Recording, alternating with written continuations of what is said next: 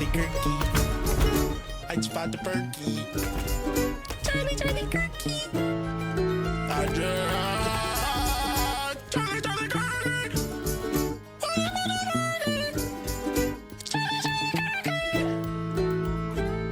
Bitter Oblivion 0 and is the winner beans on toast.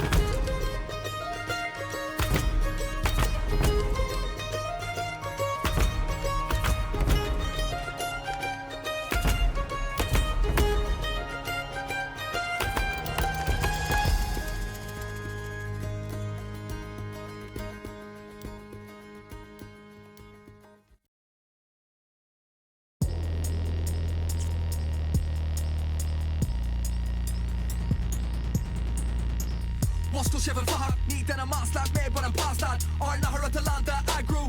Fagner kort som har tradlag. Nu är jag magu, get me back on the leash, madu. And bars the police, the magistrates, the prosecution, och en samfällu. I never learn my lesson, always be government's obsession. Talking the time when I'm walking around, tell them I heard off while I'm flashing. Calling me skevla whore, never heard that said before. We has legit, I could reach a shit, love, but most even like an in bed before.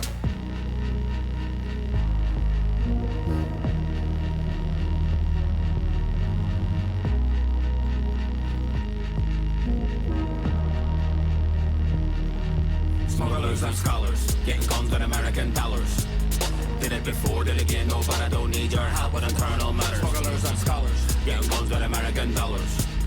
Did it before, did it again, no, but I don't need your help with internal matters. Ni farka, gärna mot gängen i svar. Stress är en helt så wonga bars. Jag far till start i en macka, kun i liv med just sheets flow SGQ. Jag bring it all back to the start, it's a counter show, you're gonna go far. My land to my to the dini, your father, han they grow like a Jimmy Tree slab. Watch it and every fight beat the god. Couldn't shake, cause they was an awful slog. With the trick out cure, could I gonna go, get alien and they should go insecure. Conduct, being spot, got a clock and I'm fine. Head chatting nurse and now we're laughing. Got it all night and we started from now. Scholars, getting guns with American dollars. Did it before, did it again, no, but I don't need your help with internal matters. Smugglers and scholars, getting guns with American dollars. Did it before, did it again, no, but I don't need your help with internal matters. So she comes and starts me kick and a bunch of shoot that guys no nice. It's the chance I say, but the name is always damn blue, cause I'm not no space. Ain't around who's just not doing laps. Hunting Sean Neil, trusting the cops and the boys in black at the shops with the patrol bombs and the favorite rocks. Sprawl om fumble, still keep my head down, sus with my call. She'll teach strategy, movement subtle. Man of a few words, couple of fuckle. You think it's all poetry and groovers when it's in coats of police land rovers. Something the earth looking over the shoulder. Shot and turf, chopper hovering over. Shoffingen grusja, kan you got what just is klussa. Joy better than his scripture, grusja. Counter shot, grusja, hisha. Snack catchphrase, don't say what you see. Split the groups again, don't listen me. They won't need a wallet and they won't need keys, cause they've got an appointment with your son's needs.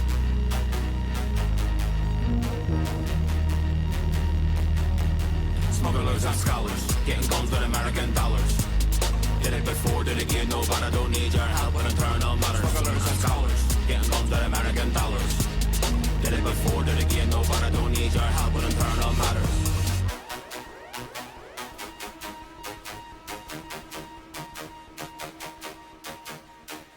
Hello, hi everybody, it's me, Charlie.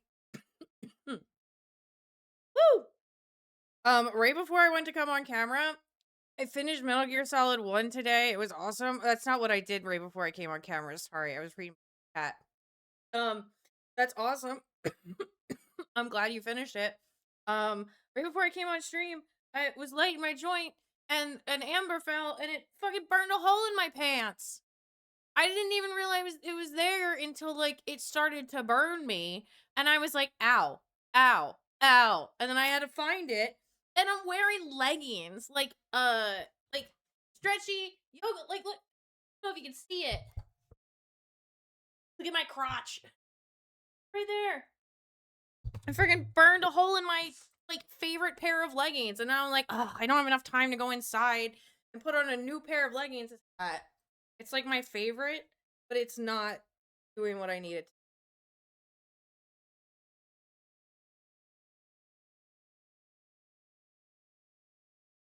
to. Okay.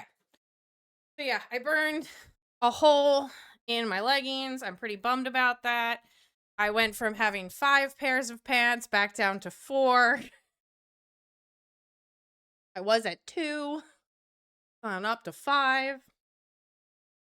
Anyway, right before I also got on stream, I took my kids to the book fair for non-Americans. I don't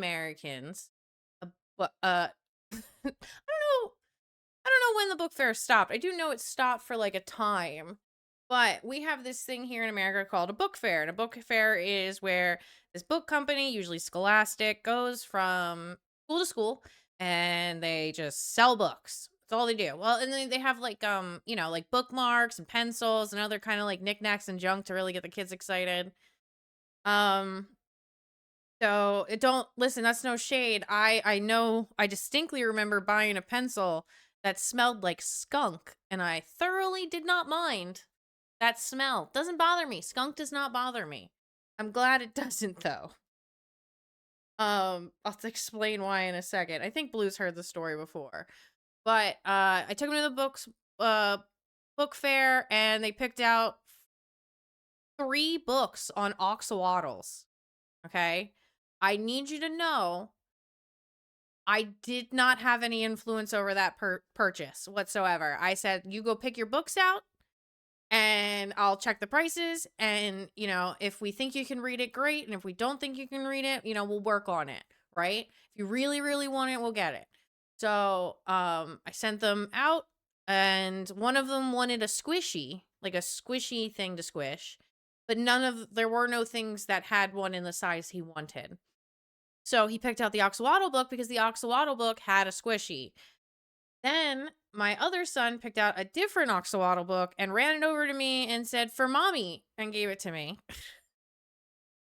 which was really sweet. But then he also wanted the same book as his brother. And I was like, well, we're not buying the same book. Like, that's not happening. There's my line. Okay. There's my book fair line, is I will not buy the same book twice. In the same event for the same people that live in the same house. Unless it's like a novel. And even then I'm still like, But so we found a different Oxalotl book with a different type of squishy. And so he got that one. And then we found a book called Oxalotl Loves to Bake. And so we're gonna try that. We also picked up I was thankful they picked this one, and it's called the Pigeon Don't Let the Pigeon series. And like the start of the series is like Don't Let the Pigeon Drive the Bus. And then this one is called Don't Let the Pigeon Stay Home from School, or Pigeon Has to Go to School, something to that effect. And I thought it was really good because my boys have been struggling to get up in the morning for school. So I was like, well played. What else? I feel like we got another book and I can't remember. Oh, there was like this pixelated pirate adventure comic book that was a little too old for them. But I was like, they could grow into it. You know, I couldn't really understand Captain Underpants when I bought it, but I liked looking at the pictures and it made me want to read it. And eventually when I learned how to read, I read Captain Underpants. Book fairs are the coolest. It was good. I'd always look forward to the book fair just to check out the cool books. Yep.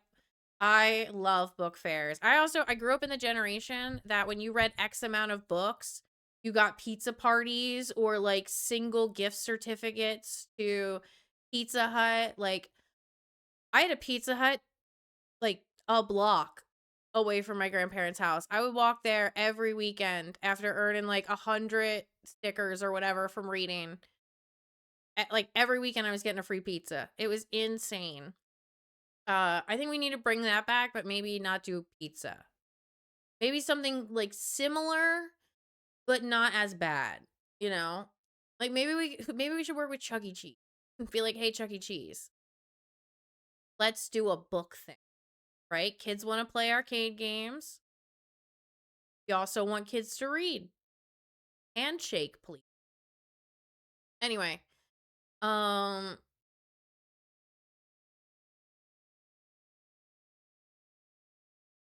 so yeah, we got like 5 or 6 books. And I let them pick out one toy each, not counting the squishy inside their books. So got a bunch of stuff, and that was really fun. I liked it. I like going around and looking at all the books too. It made me really excited. I really like seeing all the different stuff that's coming out for all the different like kids. And then there's a book called like I'm Not a Bad Guy, and it's about sharks. And I was like, that looks really good, but it's like a longer comic book, kind of like Captain Underpants style. And I was like, that's a little much. That is a little much right now. Yeah, it was a good time. I enjoyed it. I ran into a bunch of the other moms, and my son had my youngest has the same teacher my oldest had. And so when we were there, we also ran into to my oldest son's classmates, who all of their little siblings are also in my youngest son's class, so that we all have the same teacher again. It's wonderful. I used to read every Pokemon Adventure manga they had in elementary library when I was little. I read almost all of the Captain Underpants series until like 2006. Like I had knocked out that pretty hard. Trying to think what I know. I got a couple of really good books from the book fair that weren't just like Captain Underpants. I don't know. I like going to BAM for the same. BAM is like a Books a Million. I like going to BAM for the same reason I like going to the book fair, just to look. You know, I just like looking at books. But yeah, so we did the book fair. think that's all I've done today. My back hurts, so I didn't do much. I've also been procrastinating on editing and writing, even though I know I should. But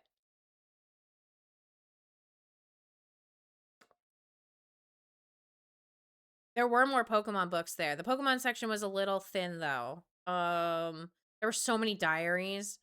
There was actually an Oxalotl diary. There were a lot of Oxalotl stuff. I think people are catching on that Oxalotls are pretty cool. I will agree with that fashion trend, and I will say, as always, I am ahead of the curve. Right, but too early. It's like, I feel like maybe Oxalotls in internet culture everybody knows about. Almost everybody knows about Oxalotls when you're like, I think the more chronically online you are, the more likely you are to know what an Oxalotl is. And I am noticing that like regular people are finally catching up to how cool Oxalotls are, but like they just think they're the cute pink things. And I'm like, no, dude, they can regrow like 75% of their entire body. Like, they can regrow parts of their brain, they can regrow their heart. And when you cut off their limbs, you can reattach it to another part of their body. You could give an Oxalotl 4 front arms.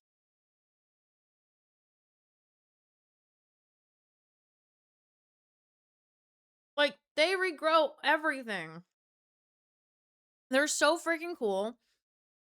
They're being used in experiments for, like, Alzheimer's and other, like, muscle deteriorating, like, ailments.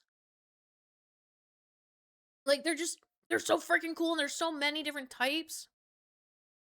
And, like, the only thing that's stopping them from becoming a salamander is they're missing a thyroid gene. Once you introduce that thyroid gene, the process of, like, evolution will begin. I know it's not called evolution. Metamorphosis? Right? Is that what it's called when, like, a caterpillar turns into a butterfly? Oxalotls do rock. I love them. I would do... Oh, you almost had it. You gotta be quicker than that. Hobby Hobby! husband is too slow. I was just talking about Oxalotls. And, like, I didn't tell them how you turned one into a rooster, though.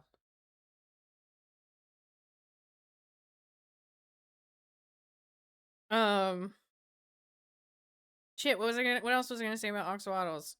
Oh, right. I would do nearly anything to be able to go volunteer down in Mexico to help reestablish and, like, rehabilitate the Oxalotl population. Like, if I could be, like, who's the chick that just died that studied apes? Jane Goodall? Is that her name? I want to be, like, the Jane Goodall of Oxalotls. Although that'll probably be Maya Higa. Which, no tea, no shade, I like her. Hobby, I finished Metal Gear Solid 1 today. He did.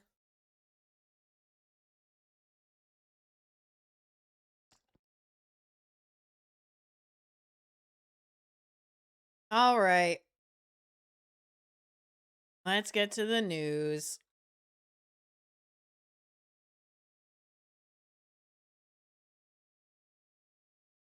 Iran costs you, the American taxpayer, more than $11 billion in just the first week alone. It also displays more than 3 million. Guys, did you know a year's worth of free health insurance for every American in the United States would cost roughly $4.6 billion for 1 year? Okay, ready? Or in 1.5 weeks, we could bomb children and civilians and painted, like, military vehicles that are painted on the ground for $6.5 billion.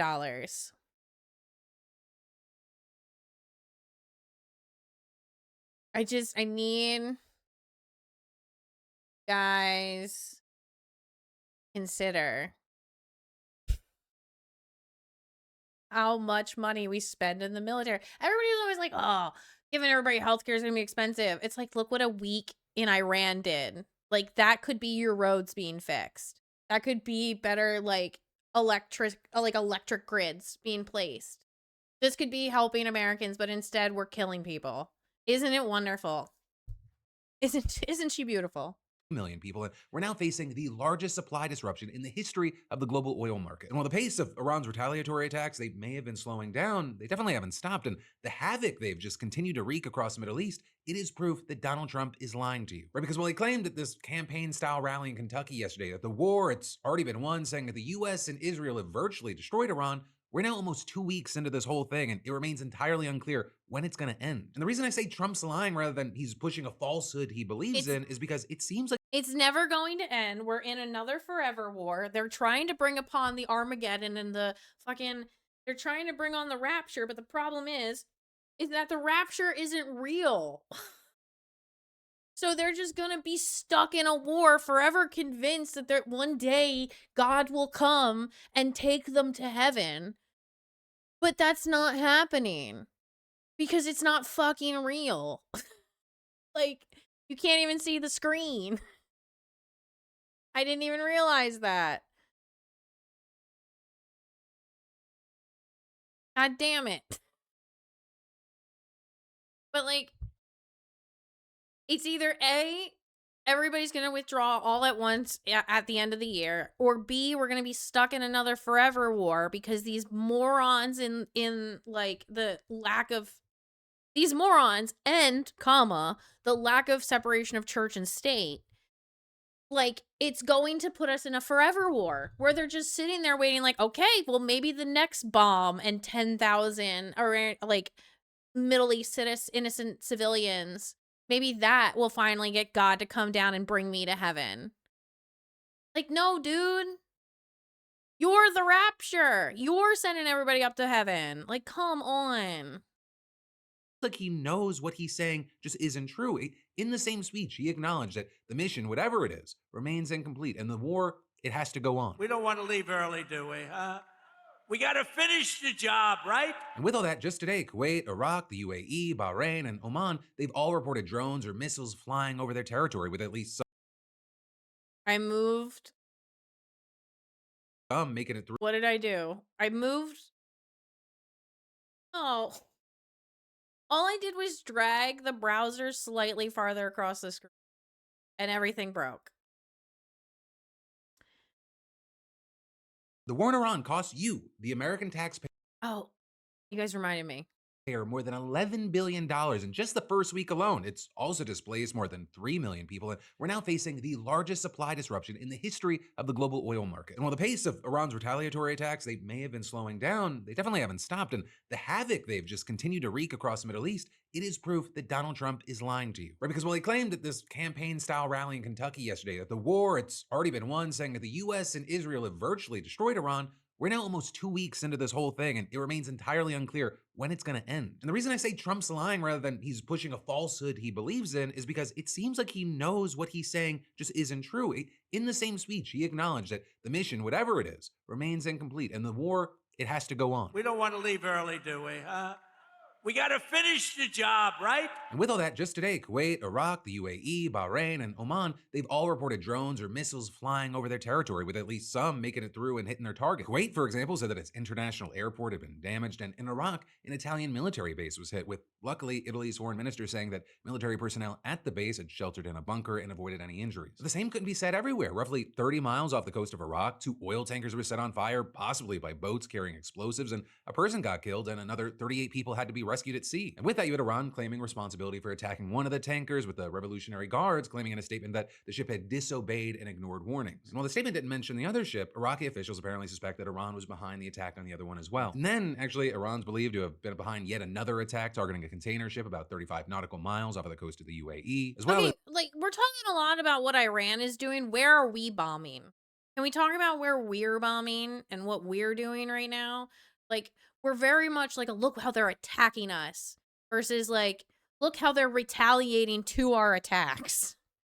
As 3 attacks on cargo ships yesterday in or near the Strait of Hormuz, although, again, Iran only claimed responsibility for one of those strikes. But in any case the number of commercial ships that have been damaged over the course of the war, it's now up to 19. And thanks to the latest attacks, Iraqi authorities suspended all oil terminal operations at Oman, closed a key oil export terminal for what it said were security reasons. With that coming a day after the country's biggest port was struck by drones for the second time, and that last one, it stands out because Oman has some of the few ports that it's actually possible to keep shipping oil from, since they're located beyond the Strait of Hormuz. Though another big standout is that Bahrain's energy facilities may be some of the hardest hit, with an alleged Iranian strike today hitting fuel tanks in the north of the country. And that's as the country's interior ministry said that it arrested 4 people for allegedly spying for Iran, while a 5th person remained at large. And you have the ministry accusing all 5 of having used high-resolution photography equipment to photograph and record coordinates of vital and important locations on behalf of Iran's Revolutionary Guard. You also had a British legal aid group reporting today that at least 21 people have been charged in the UAE for taking videos and photos of missile strikes. And that, notably, coming after the country's public prosecutor said last week that taking or sharing videos that document strikes and damage is illegal if it incites panic among the public, spreads false news, or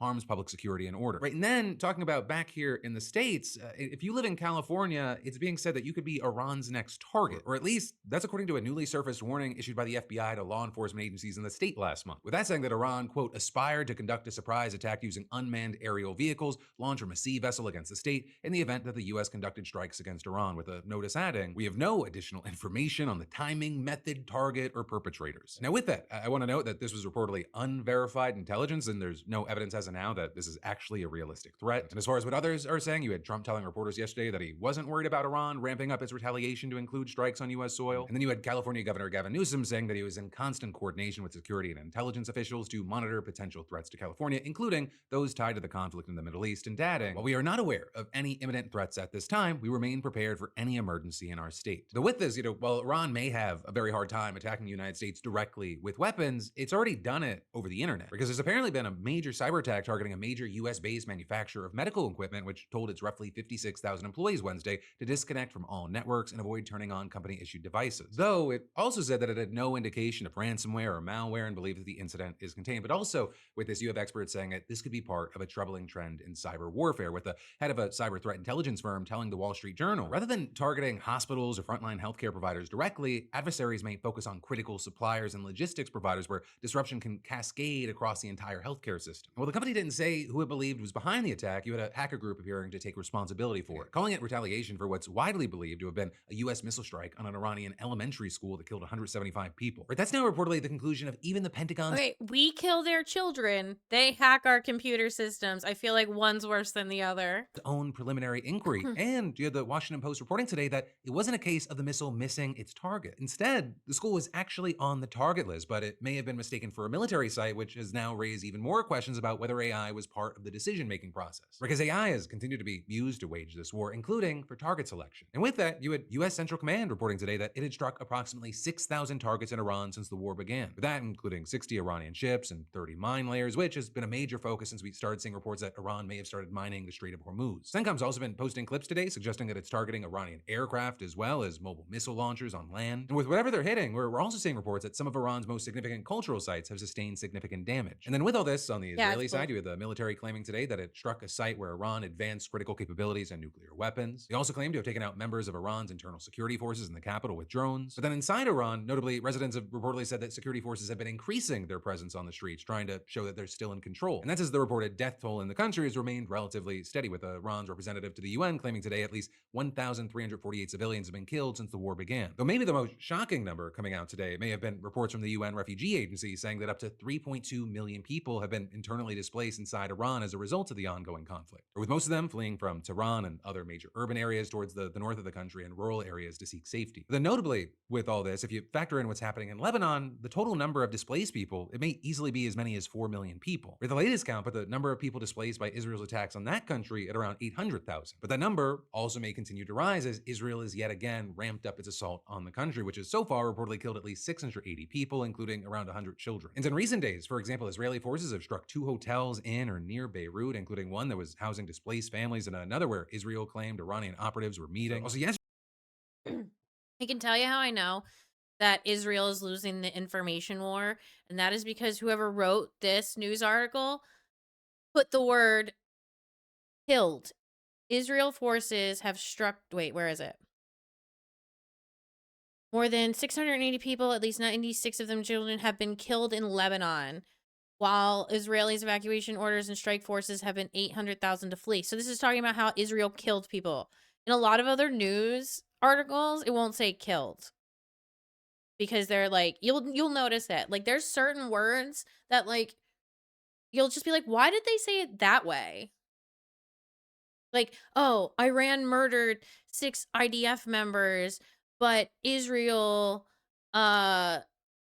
took out, 3 children. Like, it'll be something that, like, downplays it. Route, including one that was housing displaced families, and another where Israel claimed Iranian operatives were meeting. Also, yesterday it hit an apartment building in the central part of the city, and today airstrikes hit several cars along the seaside, reportedly covering the sidewalk in bloodied sand and setting off panic in the neighborhood. And that strike reportedly killing at least 8 people, injuring dozens more, and most of them displaced people. And then you also had the why are you Israeli attacking the military beach? issuing an evacuation order for central Beirut, the first warning for an area within the city limits since the war began. And then within an hour, the Israeli military began carrying out a new wave of strikes on Beirut, with Israeli officials saying the strikes were targeting infrastructure belonging to Hezbollah. And with that, what Israel's doing in Lebanon isn't the It's always, oh my God, the hospital, it has like B-2 bombers underneath of it. We have to blow it up, or Hezbollah. Uh,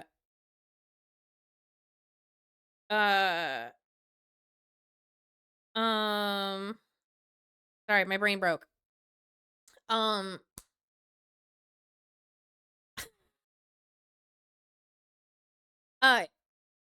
Like, they're always like, oh, Hamas is in the tunnels, Hamas is under the hospital, Hamas is under the school, Hamas is in your mom. Like, come on, dude. Like, stop blowing everything up. Like, we see through this now. It's been what, 3-4 years? When did 3 years? It's been 3 years since, roughly 3 years since Israel's ramped up its genocide in Palestine. And now, like, we're here and we're just like, we're going to do the same playbook. Like, you're not even going to try to change it. What's that quote from, like, Star Wars where they're like, they don't even try to lie to us anymore. They're like, that's the final insult. only thing being overshadowed by the war with Iran. Right? There's also the matter of what it's doing in Palestinian territories. Because officials in Gaza, they claim Israel continues to violate the ceasefire on a daily basis. And in fact, just a few they have been since the start of the ceasefire. It's never stopped. And yet, everybody's quiet. Well, not everybody. Not everybody. There's just a lot of news media, like, especially on, like, YouTube, where you don't see these things. A few days ago, Israeli air and tank strikes killed 6 Palestinians there. Also, more recently, you had a fire breaking out after a strike at 10 sheltering displaced Palestinians in a refugee camp. And then in the West Bank, we've continued to see an uptick in settler violence. With the key thing being that once the war started, Israel's military blocked many West Bank roads and largely shut down crossings into Israel. And you now have Palestinians in remote villages saying the roadblocks, they've left them increasingly exposed to this violence, which has reportedly killed at least 5 Palestinians in the West Bank since the war began, with a 6th man dying after inhaling tear gas fired during an attack, according to an Israeli rights group. And last night, settlers reportedly graffitied and attempted to set fire to a mosque. And then also, while you have violence spreading across the region, the broader fallout is spreading across the globe. The cost of oil has surged again after Iran attacked 3 ships in the Strait of Hormuz yesterday, with prices jumping to just over $100 a barrel this morning before dropping slightly. And then as a result, you had benchmark indexes in both Asia and the US falling by around 1% in reaction. Gas prices have also gone up for the 12th straight day since the war started, with the national average jumping to $3.60 a gallon, which is 20% up since the initial US-Israeli strikes. But also diesel prices have increased even more quickly, rising nearly 30% in the last 2 weeks, with the current average being $4.86 as of today. And really what we're seeing now, it could be just the beginning. I mean, gas prices usually trail oil prices by like about a few days. So the crude oil cost bumps that we're seeing, they might not even be really reflected at the pump yet. And that's just with me talking about the United States. Things are also going to be a lot worse in Asia and Europe, which rely more heavily on oil and natural gas from the Middle East. It's even gotten so bad that you had Denmark's energy minister literally telling citizens to cut back on energy use and stop driving unless it was totally necessary. And we're seeing all of this even after the International Energy Agency announced the largest ever release of oil stock in history, with 32 of the world's biggest economies agreeing to release 400 million barrels of oil from their strategic reserves. But you have experts saying that the market reaction that we're seeing, it shows that the historic release didn't reassure traders. It actually had the opposite effect. It instead just highlighted. Look at that. Trump was like, oh, we'll bomb Iran to, like, do a coup. But, like, the problem is that unlike Venezuela, Iran had strategic points that were actually valuable to the rest of the globe, and it has now fucked up everyone else's life. So now you got everybody else's countries pissed off at their governments because they're not doing anything to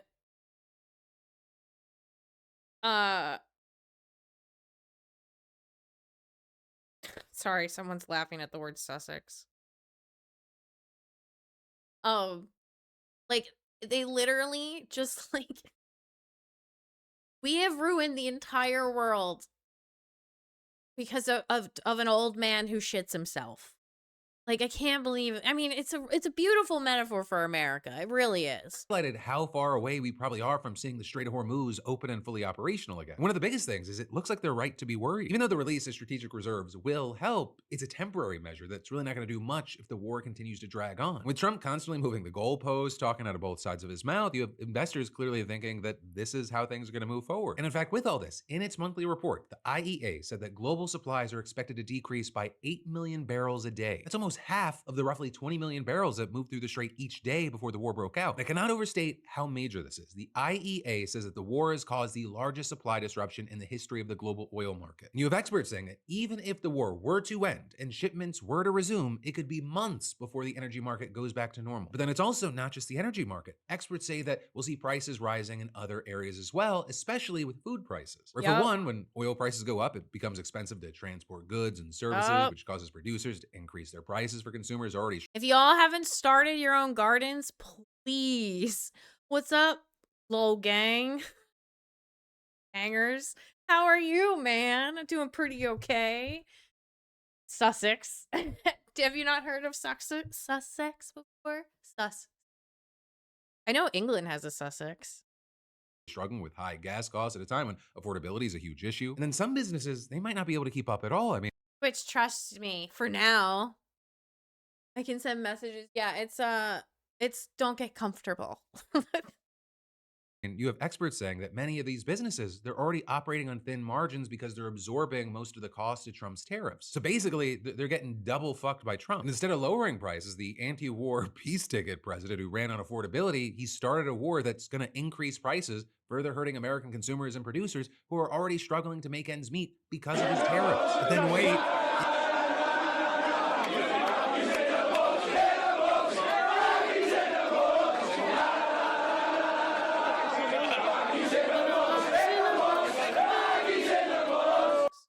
You know, I should put a custom text there.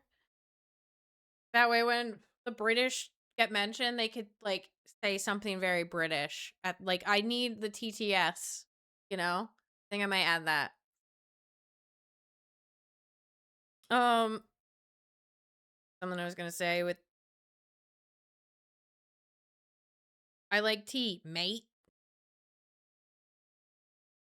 Sussex.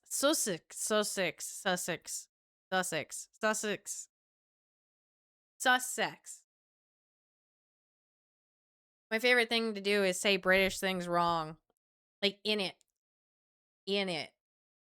I get so southern with it. I don't know why. I don't know why I go to, like, fucking Texan when I try to say in it.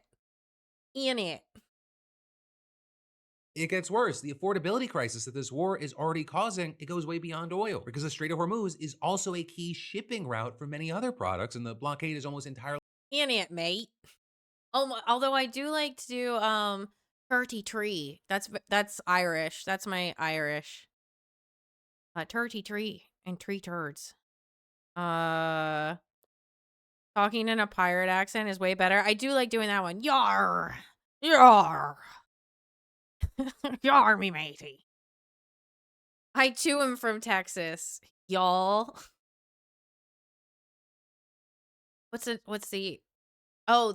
So sometimes, like, when I'm looking for something around the house or somebody's looking. Look at this guy. Man, the Sam wants to know what you're wearing. Oh no, I just burnt a hole in my fucking leggings. Oh, okay, hold on.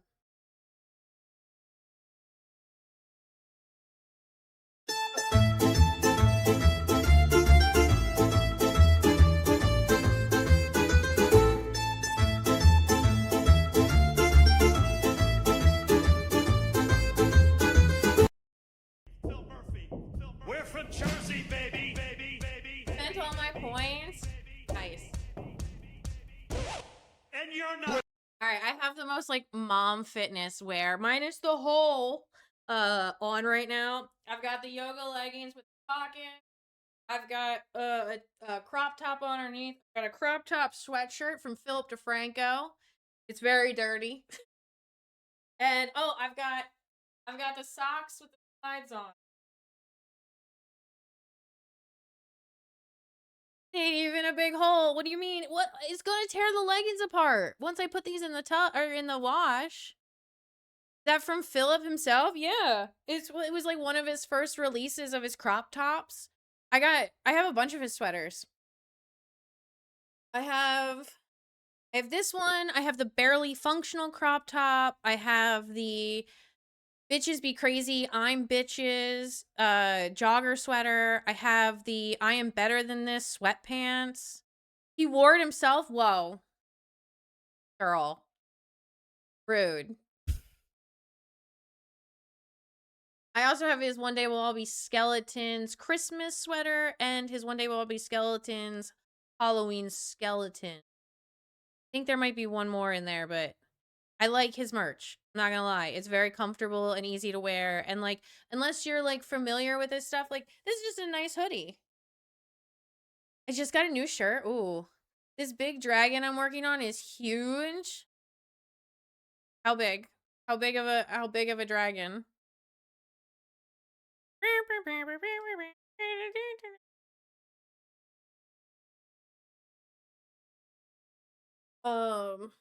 Think. I don't know if I own any other merch from any other YouTuber.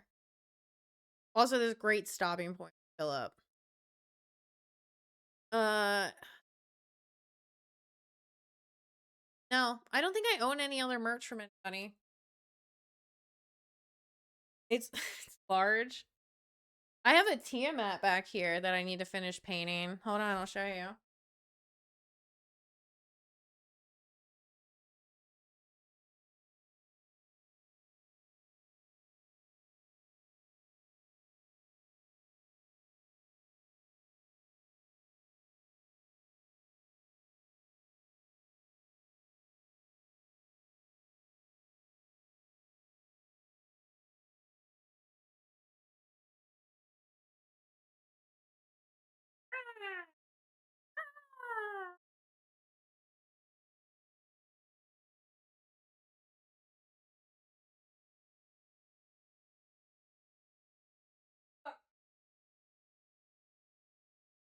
Oh damn, a dragon. No, it's a dragon. It's Tiamat, the five-headed god, evil god dragon, chaotic evil god dragon of chromatic dragons. Not metallic, not gemstone. Got 5 heads and she's a bad bitch.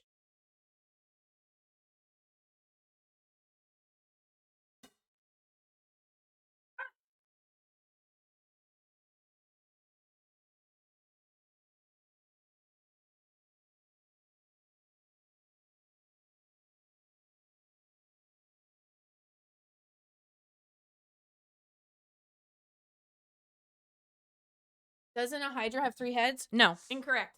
Hydras have multiple heads and grow more. Yeah, that's good news. I got GTA Vice City now. Nice. I'm sure Blue could teach you how to like put it on your 3DS or your refrigerator.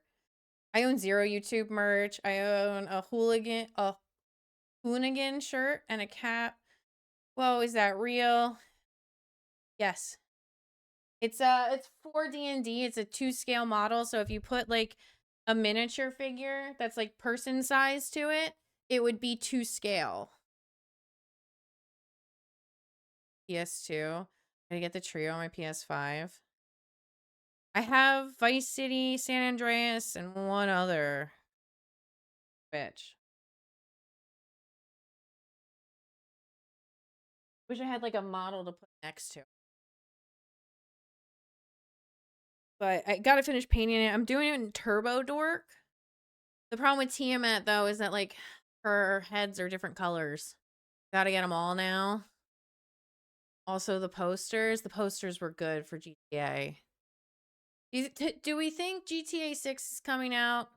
I'm thinking it's going to be delayed because the Strait of Hormuz is closed. Wow, well, Bitter, that is a lot of paint. That looks good. Your gore effects are great. It looks like you cut into a medium rare steak. It looks delicious. I actually kind of want some London broil right now.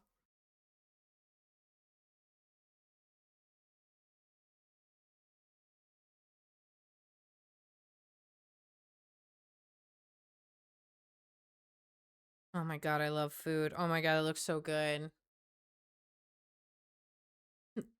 Eat.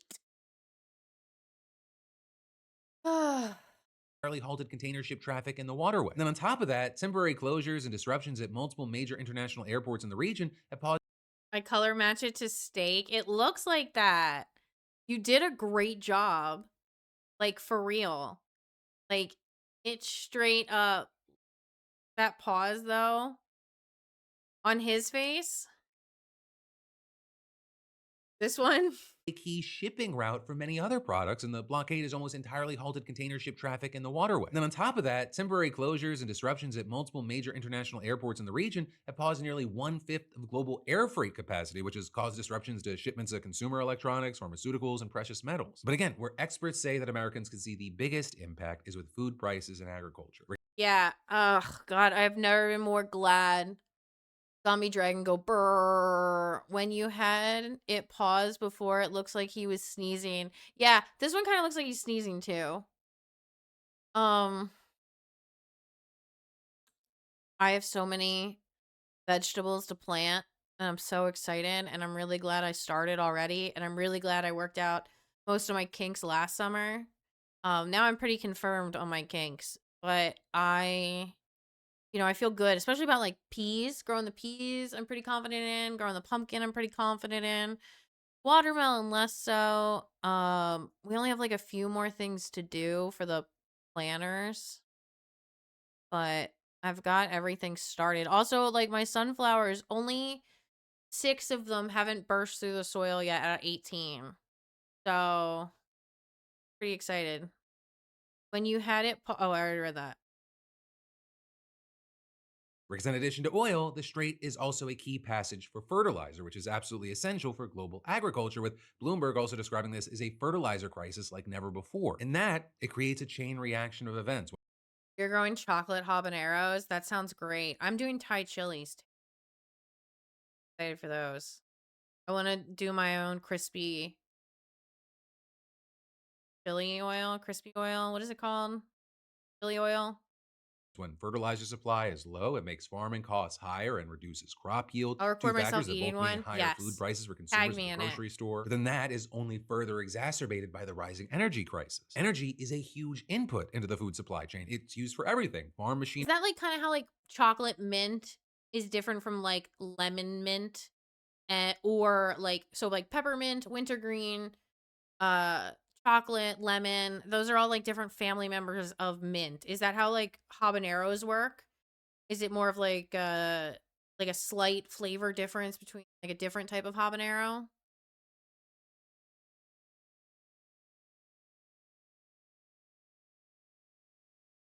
I'll absolutely play you eating a habanero on my stream. I'll eat one and do 10 push-ups in 1 minute. Yes. I will happily react, Lord, to that. That sounds fun.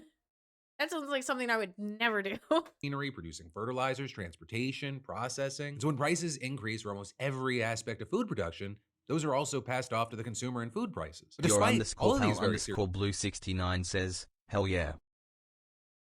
Nice.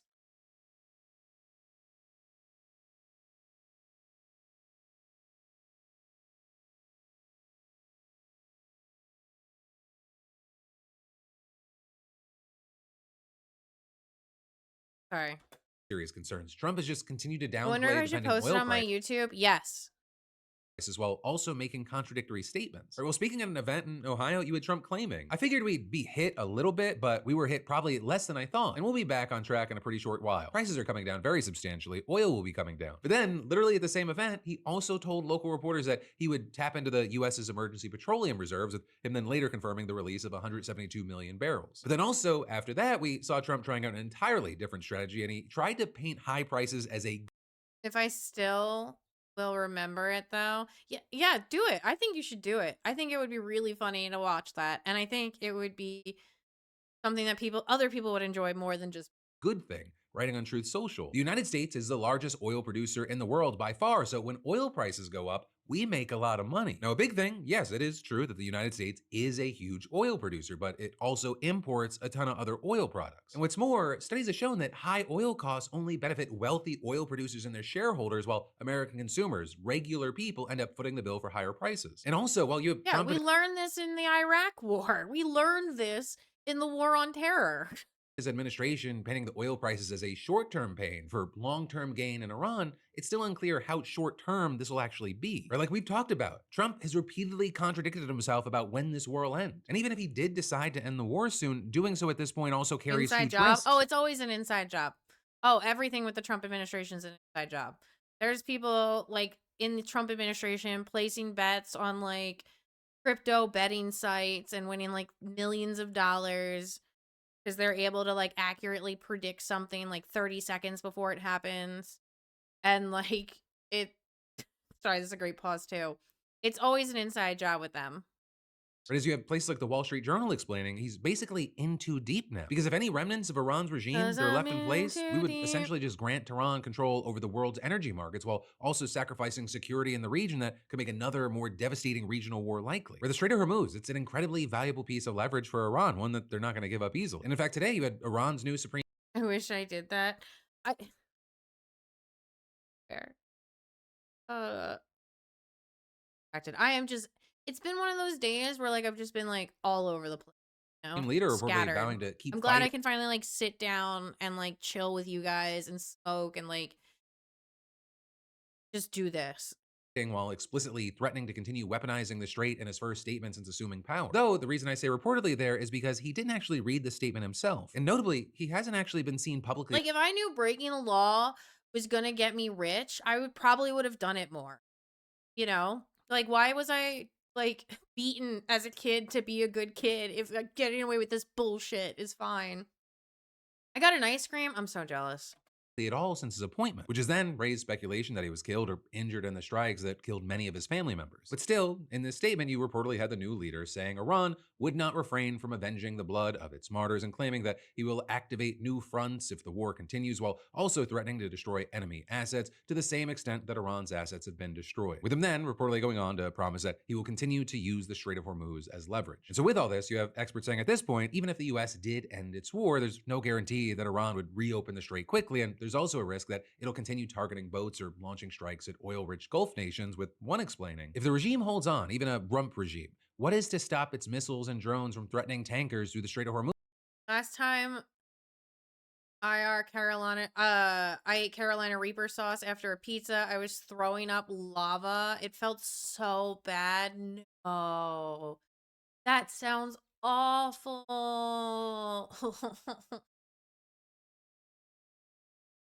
I'll never forget the first time I had Popeyes and an upset stomach. I will never forget that pain. And the energy infrastructure I was legit thinking this America's was Gulf it. allies at the time of their choosing.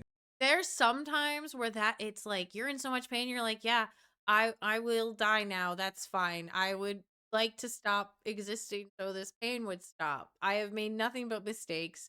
Please end it now.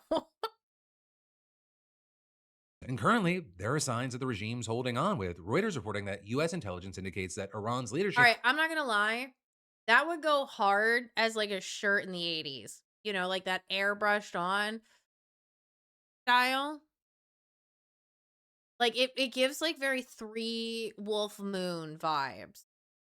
Like, you know what I'm saying? I don't know. Like, give it like some mountains in the background at night with some stars and like a wispy moon or something.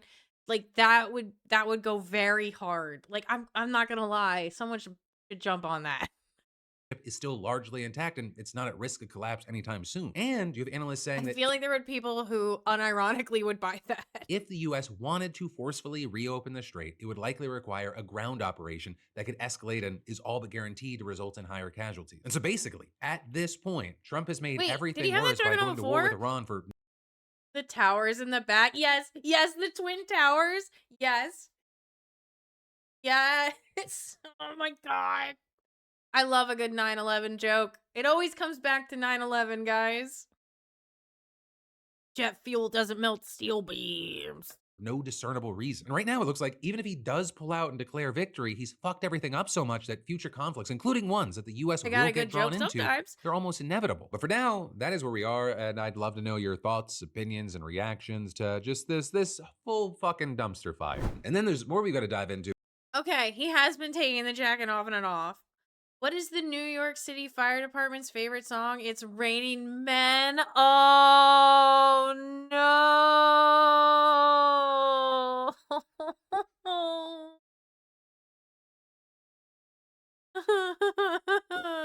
That's a really good one. I almost set my hair on fire for that one.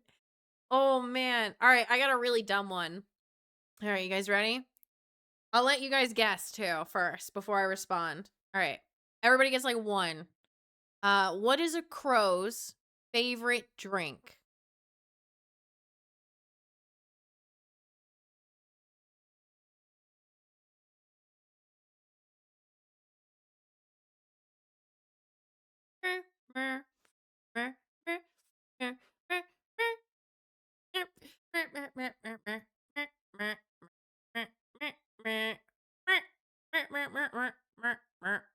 Yep, coffee. It's coffee. Wine. I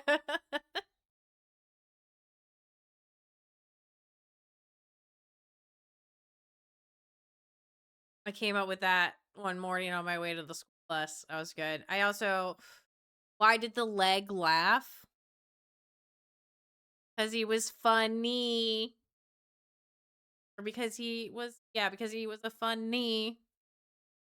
I'm still laughing at my own joke. It was a good joke. It was really good. You should be proud of that one. 10,000%. You should post that in like a, isn't there like an r/history jokes? That would be a good one to like do on like a 9/11 never forget style kind of like meme layout, you know?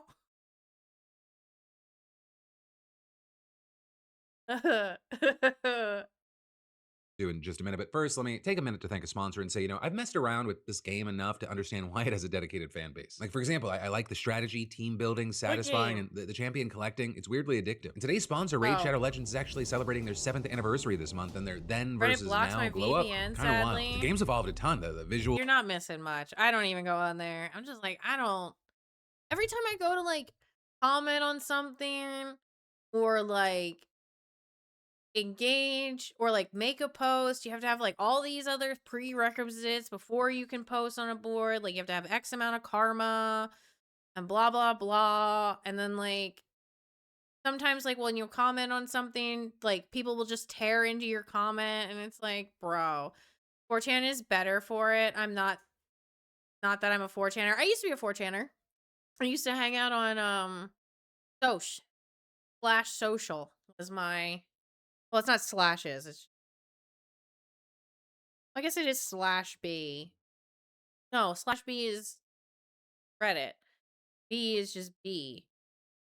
I hung out in Vidya a little bit. I hung out in politics a little bit. Social was like my hanging ground. I only scroll the B board. I know a lot of B users. My favorite, and this is like old school, so you might actually remember this. My favorite 4chan moment was watching EFG jump around the different boards and get like nuked out of existence. He was my favorite. I loved watching him like show up. It was so much fun. But like my 4chan days, you could, I don't want to say it on camera. You used to be able to have like a username. I think now that's completely like banned on the site. But I am like into Jesus chat line era. I miss the old meme formats. I really do. I mean, that's probably just nostalgia speaking. Like sometimes you see a picture and it like really just hits right, you know? Like the monkey who's like that always just gets me. I miss those guys. Trying to think like what I know I used to get in a lot of like post offs with like because I was in the chubby threads. One of them died in 2018. I know the whitest kid you know. Is that the same people? No. Whitest kid you know, the one guy. I think there's rumors that like Trevor got like murked by the CIA because he was like talking shit. And like between that and like his video, the B board is just full of porno. Yeah, it used to not be like that. It used to be fun. Porn was set to social. Or like, no, there was another board that was for X was for paranormal.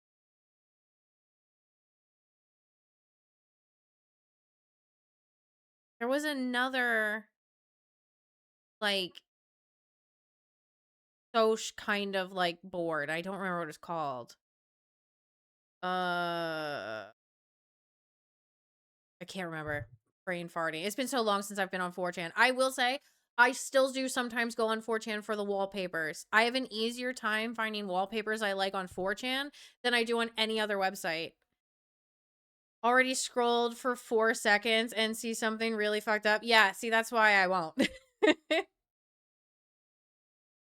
Like, I will only go there for wallpapers. Yeah, wallpapers. It's really like when you go to the wallpaper board, there's like 2 wallpapers, right? At least when I was there was like WG and then there was another one. And I could find so many good ones there. So many. And I always really appreciate that a lot. That will be the only thing I go back to 4chan for. High res? Yes, high res wallpapers, yes.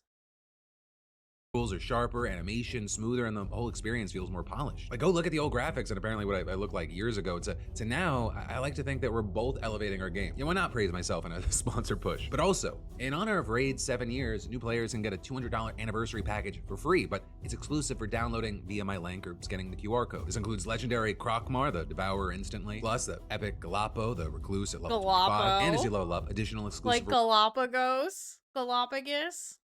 rewards. Plus, there's Pelops the Victor. Just hit my link, download, and use code SUPERVICTORY to get them. And if you don't like Pelops, you can choose another legendary by picking one promo code out of 6 that you see on the screen. For the vets out there, you can still get Pelops via the Classic Fusion event, plus a 7-day chain of daily rewards waiting for you. But then, diving right back into the news, while Trump is waging a literal war overseas, we're seeing another MAGA civil war play out. And it is over the Iran war. And the fault lines that we're seeing. Oh, wait, can I guess?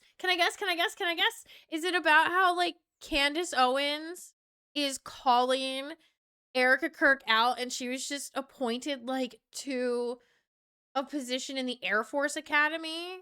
Like, is that what it's about? Because it's been so good watching that unfold. I love watching themselves eat themselves alive. Oh, they're kind of the same that we've seen for the other splits with the MAGA base, whether it be with the Epstein files, the Kirk assassination, or the rise of Nick Fuentes, which to some degree is to say you have Ben Shapiro and his people on one side and then pretty much everyone else on the other. This is not the United States' war. This war is not being waged on behalf of American national security objectives to make the United States safer or richer. This war is not actually even about weapons of mass destruction, nukes, chem bio. No, this war is waged purely because I know he's grifting, but he clearly has a very good ear to the floor. This is Tucker Carlson. Tucker Carlson made his career on Fox News yelling about Obama. What the fuck? I'm gonna get off this site. Yeah, get off 4chan. I don't know what. Or are you talking Twitch? Get off the internet. Go touch grass. Go eat a habanero.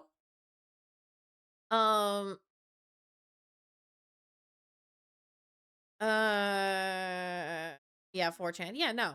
Get off 4chan. Tucker Carlson, not the greatest human being. I definitely recall watching my father watch him a lot. I see he has learned to really read the room because his position now, counter to what his position was at the same time in the war on terror, very different. Just like the American public's view is very different. So, if I were in the government, I would actually pay attention to what Tucker Carlson is saying because he's a room reader. He's a very good room reader. because Israel wanted it to be waged. If Tucker wants to claim that Donald J. Trump is a tool. His eyebrows. Girl.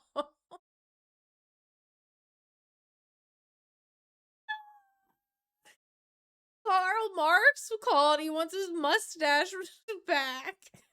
Jesus fucking Christ, dude.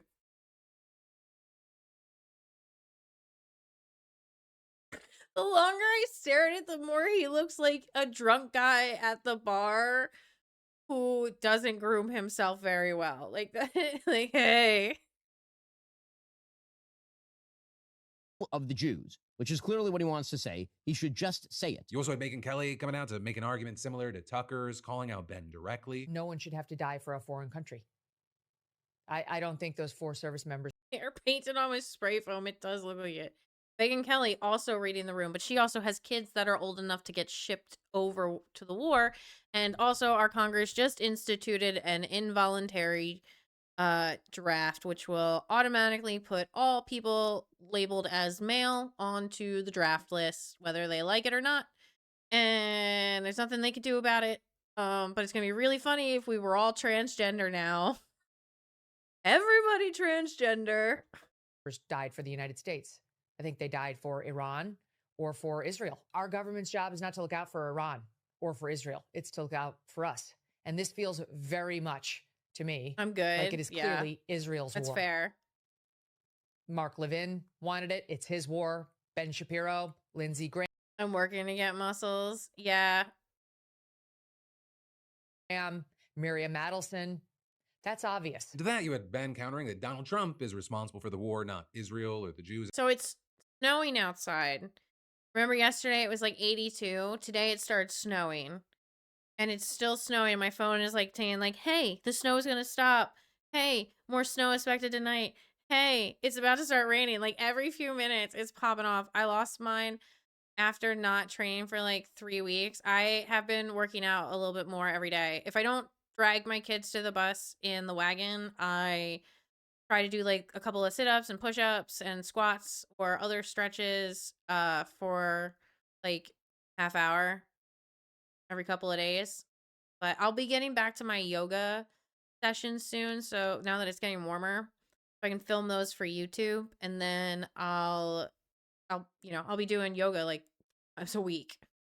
There's an arguing that if you have a problem with the war, you have a problem with Trump. She is such a coward. She is such an unbelievable coward. You don't like President Trump? You don't like what he's saying? Just say his name, you coward. You unbelievable coward. Tucker and Megyn both. Unbelievable cowardice. Say his name. Get a thesaurus, Ben. You won't. You won't. And then he claimed that her cowardice extends beyond just Oh, her you're a mom? hesitation. Yes, I am. I am a mom. I wish to be a dad in 10 years. I don't recommend kids to anyone. In fact, I say don't have kids. Don't have kids. I love my kids to death. Motherhood sucks. Fatherhood sucks. I don't wish this upon anyone. I don't wish this upon my worst enemies, okay? I love my kids to death. I was not prepared for this. I feel lied to.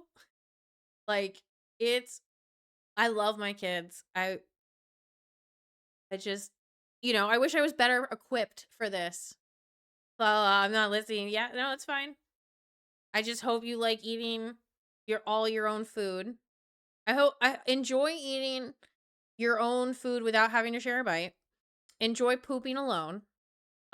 Enjoy being able to have more than 30 seconds to sit down and or be able to eat your food at the time you would like to eat it Enjoy having quiet time in the car. Enjoy having a car. In I don't care. I'm just saying these are the things. I don't know what childcare is like in your country though. Cuz like if if you guys get like a lot of childcare and a lot of like community support, that's a lot different than what we deal with here in the United States. Like I'm pretty sure if I was a mom in another country with like better social safety nets, I would I would definitely be a better mom for sure. And I would definitely probably appreciate motherhood more. Mind me asking why you got an OnlyFans? Because I like taking my clothes off for money and changing people's political opinions while they're horny.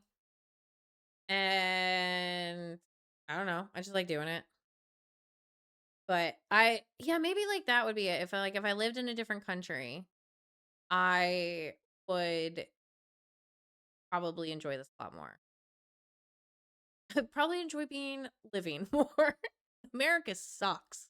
To call out Trump directly, it's her entire politics. Some might point out that Meghan's bravery stops precisely where the clicks end. That she was pro-trans until the clicks turned against it. That she was pro-Israel until the clicks turned against it. That she was pro-Erica Kirk until the clicks turned against it. At which point she went totally silent on Candace Owens, slandering the widow of her supposed friend. The next step, you had Ben going after Piers Morgan, giving this explanation for why he stopped going on Pierce's show. He kept bringing on actual Nazis and the Nazi adjacent, and then treated them all too often as voices worthy of a large audience. Listen, it's Pierce's choice who he decides to have on his show and how he decides Politics to conduct. shaking my head. It's my wheelhouse. It's something that I am extremely passionate and knowledge about. And I believe like no shit people get horny because it's boring. You can go. Like you don't have to be here for the politics. No one is holding you hostage. Like it's important to like have an open mind, and like some people who are slightly more conservative who are attracted to left-leaning people like are easily like more receptive when you're polite to them. I'm waiting for movies to download. Okay. Like people are more receptive when you're more open with them. So I don't know. I'm popular. That's all I like. People enjoy it. I've got a whole friend group that's like hot commie mommies. I'm forced to be here. You are. I keep you in my basement that is in Texas.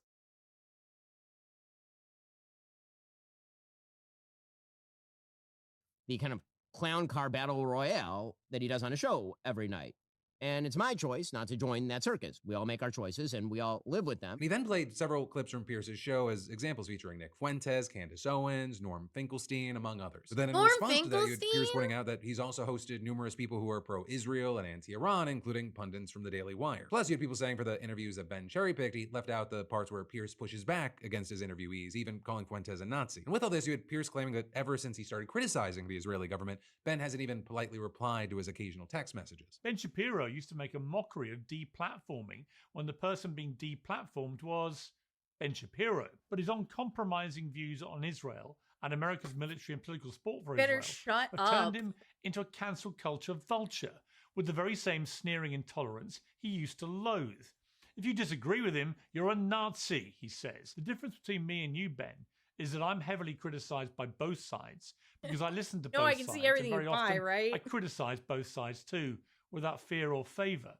You're only criticized by one side because you choose to PayPal err doesn't on one work side, for me. and you choose to Not wo- ignore or even Not silence would the I other. pay for it? I'm a journalist. You What would I are pay a for it? propagandist. That's Owen, okay. facts. Don't Great. care about your feelings. I'm And then reacting to innocent. all of this, you had Megyn Kelly piling on the fuck Ben train. It's very sad to me as somebody who's known Ben forever and helped make Ben 100%. He became a star on my show, The Kelly File.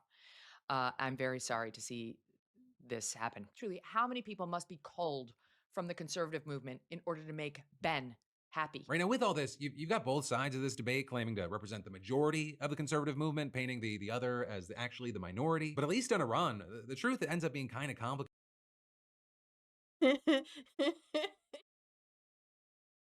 Hey, what I really like to do is like I really like to make like jokes on there that aren't appropriate for like Twitter and that are just really funny.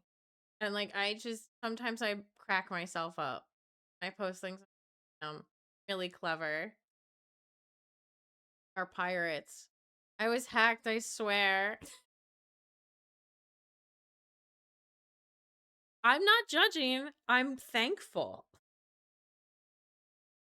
Complicated and very interesting. Because before the war started, Republican support for a hypothetical strike on Iran, it was pretty weak, with like 40% in favor, 25% opposed, and 35% unsure. But then after Trump just started the war, support for the actual strikes ballooned all the way up to 85% of Republicans. And you had 3/4 saying that they believe that Iran has posed an imminent military threat to the United States.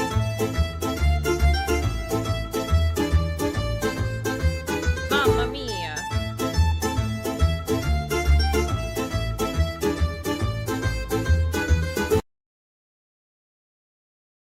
One time I got a message on a dating site and they were like, never mind.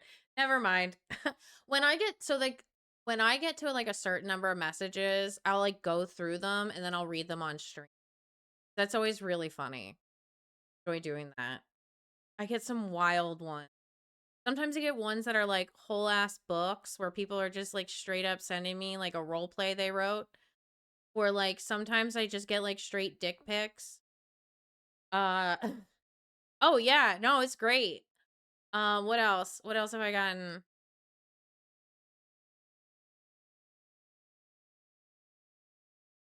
There's oh my god. It's like there have been so many.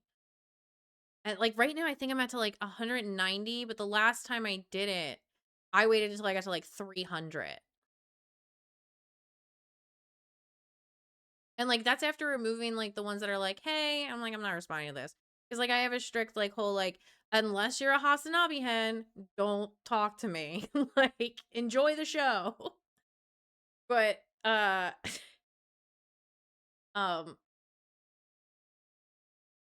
to think of like one.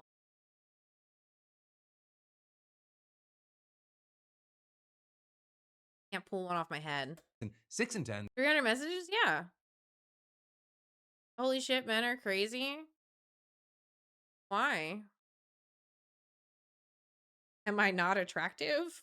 Do I not deserve 300 messages? Saying that the president's actions are making the US safer. So basically, once Trump went from I'm the pro-peace candidate, no more wars, and he went full neocon, all that so-called isolationist anti-war sentiment, it just fucking evaporated and his supporters fell in line. Though interestingly, the party still I'm gonna message you the entire B-movie script. That would actually be better. My favorite has been the dinosaur pickup lines. I didn't mean it that way. I mean, that's how it comes off.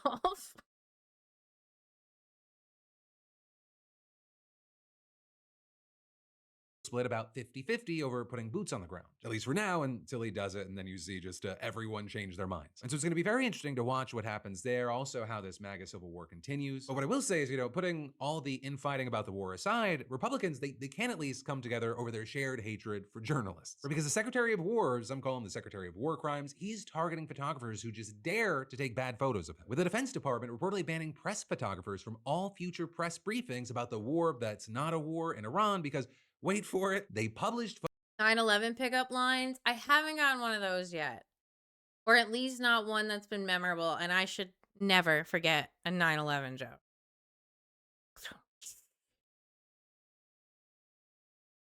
photos of Pete Hegseth that were deemed unflattering. Now, the briefing that this whole thing was born from happened on March 2nd, just days after the joint military strike that killed Iran's former supreme leader. And it was actually the first time that Hegseth appeared from the briefing room podium since June of last year. But anyway, for this briefing, the Pentagon welcomed. I think I got one that was like, she bourgeoised all over my proletariat. That one was pretty good. I think there was more to it, but that's the part that like sticks out. All I'm saying is I've never been more jealous of a camera in my life.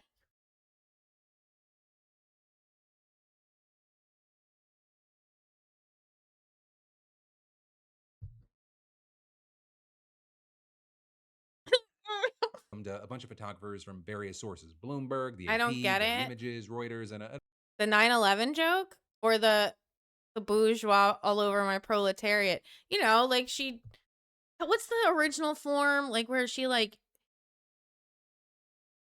She glucked on my something until she, like, something all over the room. The camera.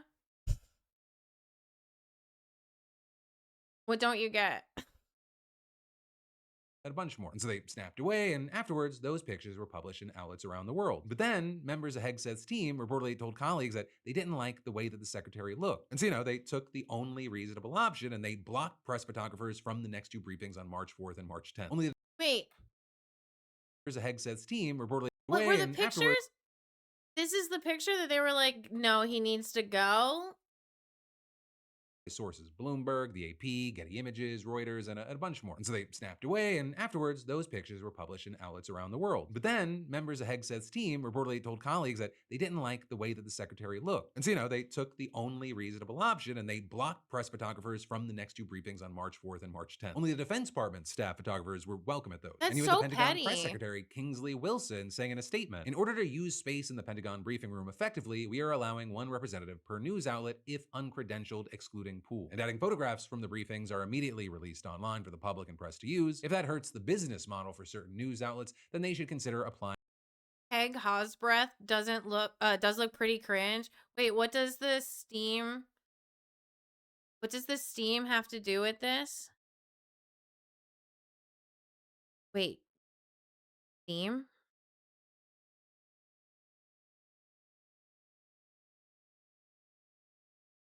The company? Steam the company? I don't know. Did they mention Steam? He said Steam?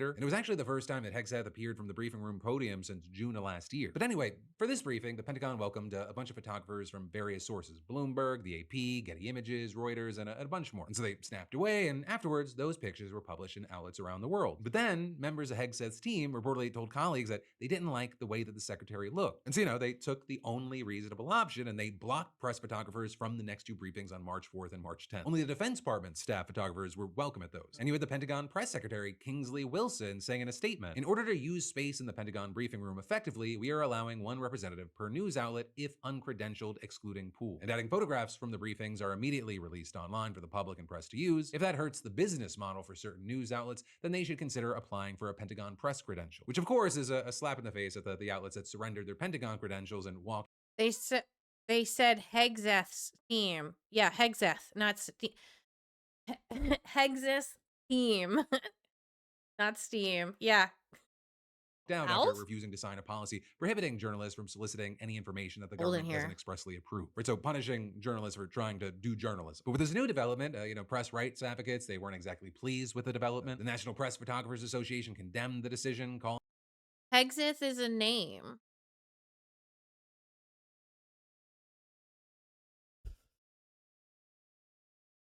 on the Pentagon to restore the photographers' access. And you had the president saying in a statement, excluding photographers from Pentagon briefings because officials did not like how published images portrayed them shows an astonishingly poor sense of priorities in the midst of a war and is for a public servant, not a good look. A free press cannot function if government officials decide that only favorable images of public officials may be created or distributed. You had Charles Statlander, a spokesperson for the New York Times, echoing that, saying, as the Times has long said, there is a clear importance in public service to allowing journalists to report fully on the U.S. military. This includes photojournalists who deserve access and Texas beans on toast, Annie.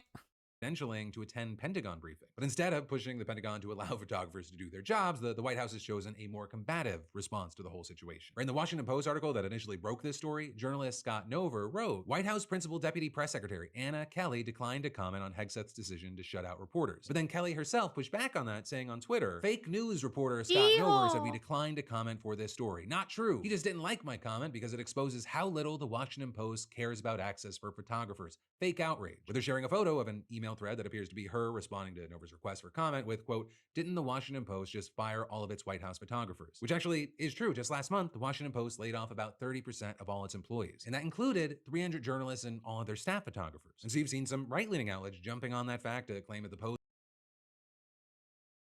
I was like, why are they showing someone eating popcorn right now? This is the worst thing they could be doing. Also, popcorn sounds really good. Bitter mayo. I can't wait until Cinco de Mayo. Oh, I was talking about Australian before when I was like, I like when I point out things around the house, I'll be like, good eye, good eye, good eye. And it comes out like, good eye. Mayonnaise, bitter mayonnaise. I had a tonkatsu cutlet sandwich yesterday. It's like a fried pork cutlet with like lettuce and a little bit of mayonnaise and some American cheese and salt and pepper, and it was pretty good. And pickles. I put some of my homemade pickles on it. Is just trying to stir up drama and outrage against Hegseth, the Pentagon, and the Trump administration. But there you had people pushing back, noting that the Post article reporting on the photographer ban didn't mention anything about their own staff getting shut out, rather citing their sources about the decision to ban photographers and the reason for it, with people saying this is just what a news outlet does. And in fact, you had a lot of people responding to Kelly's tweet saying just that, including from Dan Lamothe, a military affairs reporter for the Post, who said, whether we have 0 photographers or 72 photographers, this story about the Pentagon is still true. But then from that, I want to end today's show with Carly, your mod is being mean to me again. Sorry, I'll get a mod. Hey, Blue, can you deal with the person who's being mean to Bitter? a quick congratulations and one more piece of news we need to dive into. Starting with the congratulations, congrats to Ethan K, SeatGeek's latest weekly winner, who just scored $500 in tickets and is going to watch the Bears versus Packers in the fall. And for the rest of y'all, The Bears. Whew, I'm like so cold and I kind of want tacos. Sure thing, guys. Need a mod. You'll be the next. You're in the queue, Bitter. When we get one more new follower that sticks around, like as long as you, or as long as Blue, then we'll bump you up to mod. That's the. Sorry, I just heard a loud crashing noise. I'm glad this is finally posted. I've been dying. I need to know how it goes. Well, the Love is Blind Season 10 reunion has arrived, and so have all If you guys haven't watched the whole season, RIP. I'll do it as self-investigation in the moderation and see if I find anything fishy. I don't need mod powers. We investigated ourselves and we found nothing wrong. are engaged I did everything right and they indicted me. couples from the pods, 1 year after the season finished filming. And boy, do I hope you like gossip and mess, cause this one's serving hot tea. Yeah. And hey, look, the audience is full of all of our favorite Love is Blind. Is that Jessica? That's where I was going with it. Wait, okay, now I kind of want to watch this from the beginning with you guys, because, like, you're not gonna know, and I need you to know. Like, I need you to know. I'm always right. I hope you guys are ready for some trashy reality TV, because I think that's what... I was Well, gonna the cover Love is Jake Paul Blind today, but that's not happening.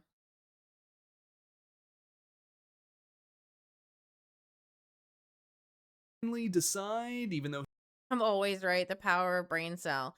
All right, I want to actually go grab something to eat really fast because I haven't had dinner yet. Because we were running around with the kids, and while I did eat those clementines at the beginning of the stream, I do feel like I should at least make something else real fast. So I'm gonna run inside. I'm gonna make something real quick. I'm gonna throw this on, and I'll be right back. Love is Blind. Oh, hold on. Let me copy and paste the link. This is Bachelor Fan Takes, one of my favorite YouTube channels. I talk about them all the time. I like Blue and I love, at least I assume Blue and I love this show. It's hilarious. Okay, good. Blue and I love watching Bachelor Fan Takes. As soon as a video comes out, I tag him in it. I don't even care if he doesn't like it. I do care a little bit, but I'll be right back. Blind is once again back on our screens, this time with a new set of interesting individuals. I always say Jesus died single. I'm going to get a PS5 cooling station to hopefully get my PS5 running Spider-Man 2 without it crashing in a matter of seconds. I think that might be chill. No need to die single. I'm really deep. It's a lifelong goal of mine to be a Hanes underwear model. Oh yes, we've got Ohio's most eligible singles looking to find love sight unseen in season 10. Yes, we've done this 10 times now. And Netflix has just dropped its first 6 episodes that will take us all the way from the pods to the honeymoons for 7 engaged couples. So let's not waste any time here, there is a lot to get to. Now, in every season, there always seems to be a couple that by the end of episode 1 is already engaged. They're just dead set on each other, and the show often begins with them. But instead of doing that, I'm gonna go straight into the mess because I need to talk about Steven. You know, that guy whose dream is to be a Hanes underwear model, which, by the way, his date responds to that with this. It's a lifelong goal of mine to be a Hanes underwear model. It just gives me the ick. So this is Emma, who's about to be wrapped up in a love square. First with a man named Mike, then a man named Connor, but also Steven. And when I ask myself the question, where on earth do they find these people for this season, at least at the very beginning, I'm mainly talking about Steven. By the way, self-plug, my wife and I are starting a podcast, should be coming out this Friday. We promised not to talk to each other about these episodes until we record it, and I cannot wait to talk about Steven. So I'm gonna need to get this all out right now. Alright, so to really get the vibe on what's about to go down, you need to know Emma's story. Emma was adopted to a very loving family, but had birthmarks on her that doctors said would likely cause melanoma. So they were surgically removed, and that's why she has those scars. That's also one of the reasons why she's here. I mean, what a perfect way for someone to get to know her without being distracted by her scars. Now with Connor, and especially Mike, there's this big conversation around kids, because both those guys say they want kids, but Emma says that she doesn't. At first, she won't tell them why, but it's because she's unsure of her family medical history. Like, she's afraid that she might pass something on to her kids. And all of this leads to some incredibly in-depth conversations. And with Mike, for example, a big part of their dates together are about if she'd be open, if ever, to changing her mind on having kids, and also the other way around, if he'd ever be okay with someone who is unsure or thinking, no, I'm not gonna have kids. Meanwhile with Connor, it starts off kind of surface level, but then when she asks him for more, he gets more in depth. So, all good. But then there's Steven, who Emma feels is just that Hanes model silly guy all the time, so, like with Connor, she says she wants more. You want to see Sad Boy Steve? You want to see the sensitive sensei? Oh, no. No. I don't know about you, but I find it hard to trust any guy who calls themselves sensei. It's giving... The name's Ledoux. Sensei Ledoux. Okay, I'm leaving. That was such an ick. Yeah, that gave me the ick, and I'm not even dating the dude. I have a playlist on my phone called Sensitive Sensei. No, It's please like- don't. It's all sad boy songs. Steven, I can't with you. I like icking. I hate that. So, against what I'm sure is every instinct she has right now, Emma decides to share her story with Steven to see if they can get to a more in-depth place. She goes over her adoption, all about the birthmarks, and how she has to go and get that checked out every year, and instead of getting on her level or expressing empathy, he goes, I can get you out of this funk, girl. You want me to get you out of this funk? I'll tell you like how far I'm willing to go to share details about my life. Let me tell you about my first kiss. And then he goes into the story of his first kiss, where the whole time I was thinking, is this gonna lead to something tragic or embarrassing or hurtful? No, it's just a story of how they went to a movie and then listened to music at Barnes & Noble and had a kiss. I mean, this is him thinking he's getting deep or personal. She just dropped a heavy, intimate story, and then he goes, okay, you want to get deep? Tell me about your first kiss. Yeah, it was high school, and it was with a boy, and High school with a boy night. yeah, like it was just like So deep. Oh, so you agree. A first kiss story isn't deep. You agree. But don't worry, it's about to get even worse. Are you comfortable telling me about like how you lost your virginity? Nope. So once more, against her judgment, Emma tells him about losing her virginity. Really the thing you want to talk about after the story of your surgeries and cancer checkups. And when Emma says that it happened in college, Steven's like, yeah, I lost in college. Oh, I thought I was a late bloomer too. God, you're beating me. I don't like this. So like 19, 20. Mine's like beautiful. It's sort of like Notebook-esque. And then he goes into this story about how this woman who he lost his virginity to wanted to say, "I love you," and how grateful she was for him not pressuring her. And through this whole scene, I was just watching like... And then we had sex, and it was beautiful. It was like The Notebook. I literally feel like I had The Notebook, like, virginity scene. I actually have never seen The Notebook. You never saw, like, the abandoned house scene on the floor? No. Like the creaky wood floor where they just lay her down and... Nope. Rachel McAdams can't deny him.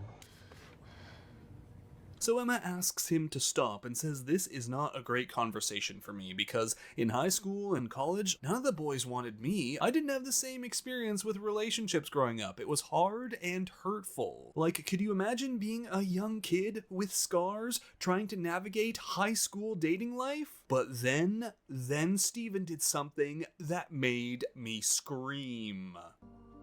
I don't think they were worth painting a picture of. Okay. Sorry, I'm listening. I'm just... I this feel is like... a conversation for another one. And like... No, not cracking open the White Claw. Not now, not during this conversation. Emma really brought up being bullied for her scars, and what Steven over here heard was... You're really gonna want a White Claw. The comment about being a late bloomer, like these are comments that like kind of rub me the wrong way. I can't.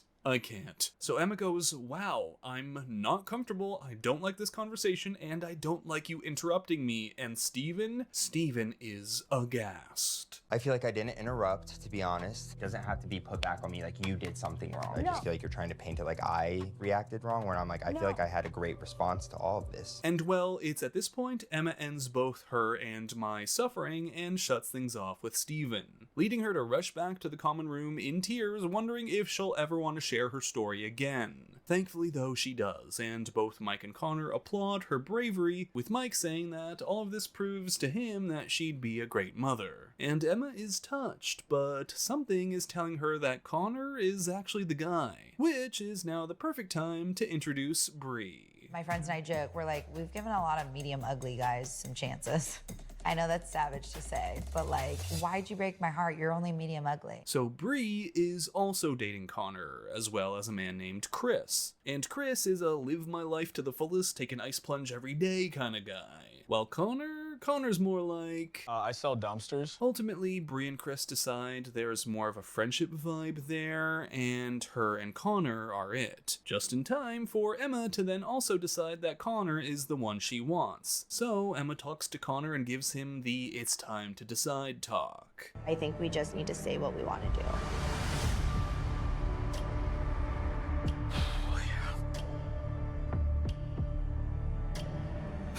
And well, yeah, he decides on Bree, and it's always funny when this happens and suddenly people go... But yeah, today me and my second ended it.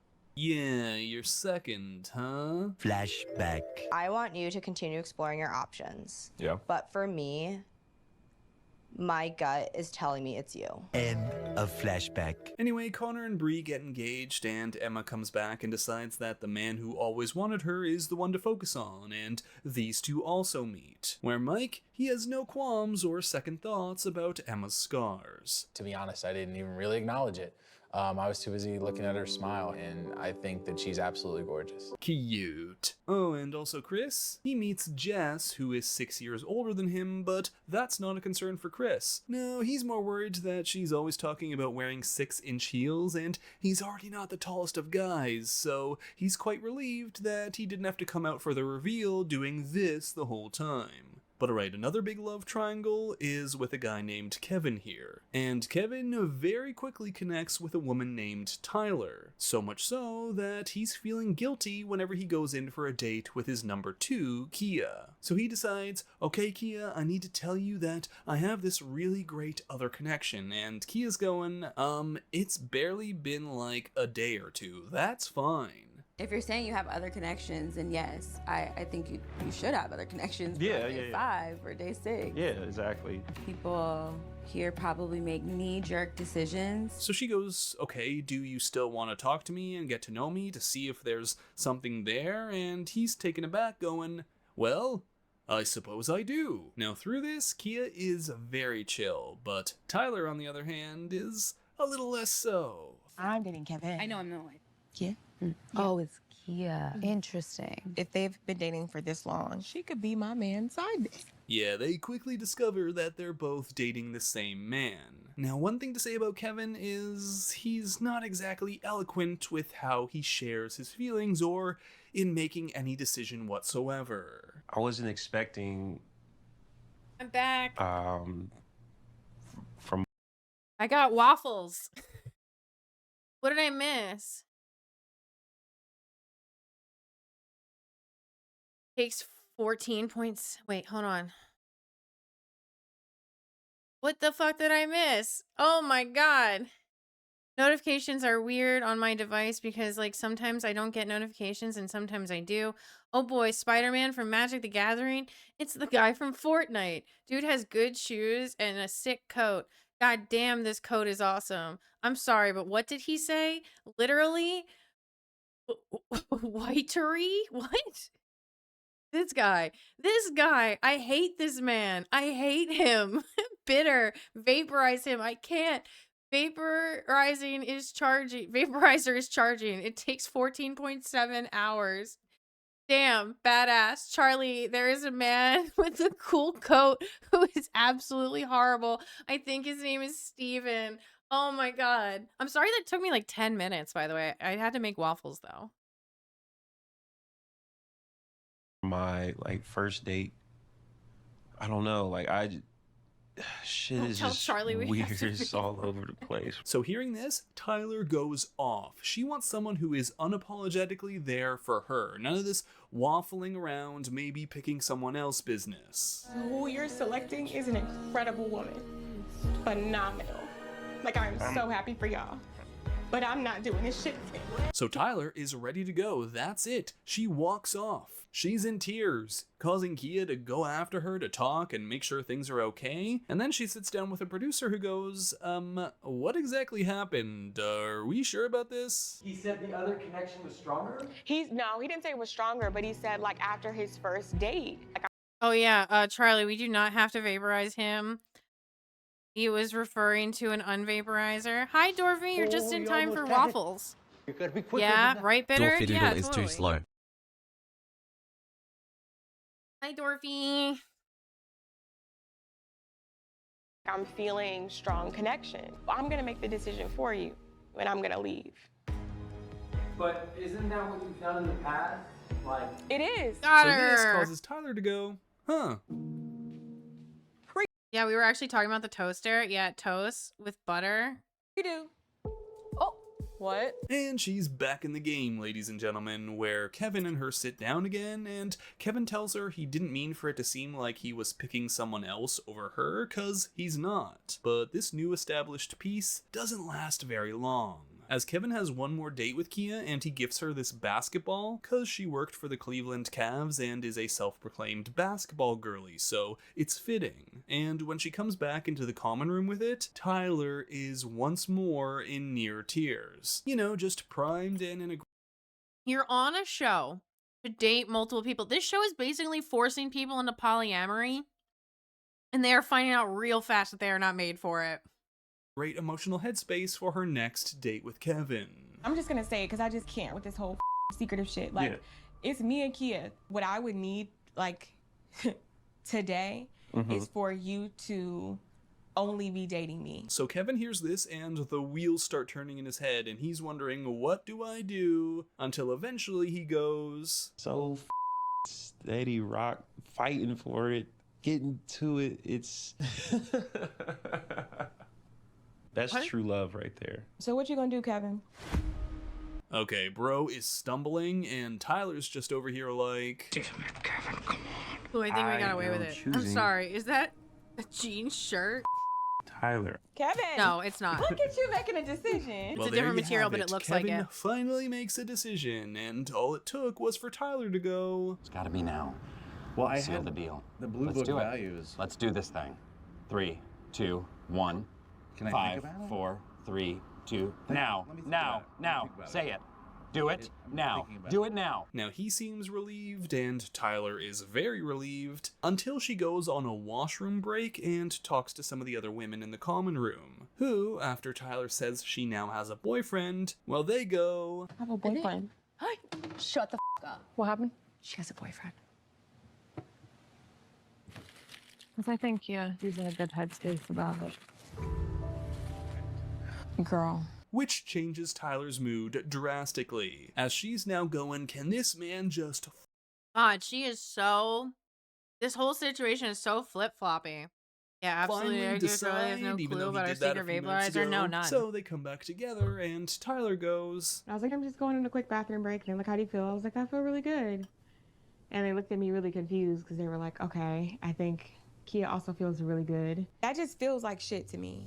I'm sorry. all the while Kevin is just sitting there wondering, Okay, so Kia feels good. And you feel good. But I don't think that's his fault. Like, you're supposed to date other people. What the hell just happened? like this guy's trying to do the math, wondering what on earth went down during that bathroom break. And to be fair to Tyler, Kevin has absolutely What did I no walk into? I'm eating waffles and we're watching Love is Blind. confidence in making a stand or a decision on this. It's not especially jeans, when I'm she telling you, it's asks not if jean there shirt. are feelings of love with him Not and a Kia. jort. But also, he just made the decision. A jerk. He did make a decision. Like, it's not as if he went on their break dangling wedding rings in front of Kia. But also, it is quite late in the game at this point. Apparently, tomorrow is the day they're supposed to get down on one knee or not. And he's barely made a decision. So Tyler says she's not Vaporize the shirt. A man with a strange shirt.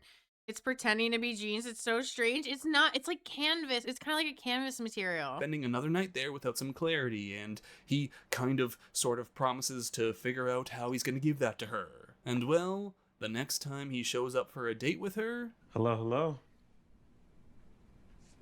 Ain't there. Oh. Hello? Oh. yep, she's gone. And now Kevin has to go to Kia and tell her she's not No, it can't be a jort because that's short. Jean shorts are jorts. It's got to be a jert. Like a JKIRT. Jert. Yeah. a second option. In fact, he tells her that he was pressured into making a decision by Tyler, telling Kia that this whole time she's been so understanding and chill. Jean trousers. Jousers. Like a certain someone else. I made a decision out of pressure that was stupid. Kia, you are nobody's second option. Flashback. I am choosing Tyler. Kevin! End of flashback. So Kia stops Kevin and says, It's a cute hey, top. I feel like we've spent a lot of time talking about your feelings. I want to talk about mine for a bit. And then she goes on and on and on about how great Kevin is and how kind he is and how she has so much love for him. However, I'm not falling in love with you. So Kia goes, I need to stand on business when I say, Kevin, you are just not the one for me. You are not ready for a relationship. At least at one of this magnitude, you are not ready to be anyone's husband right now. Damn. And I mean that with love. Dang. Kia chooses herself first and ends it with Kevin, who leaves all alone while Kia returns to the common room like, Hello. I chose me, bitches. That was a screen. That was good. That was a good screen. Now, all right, we've still got So they can hear each other.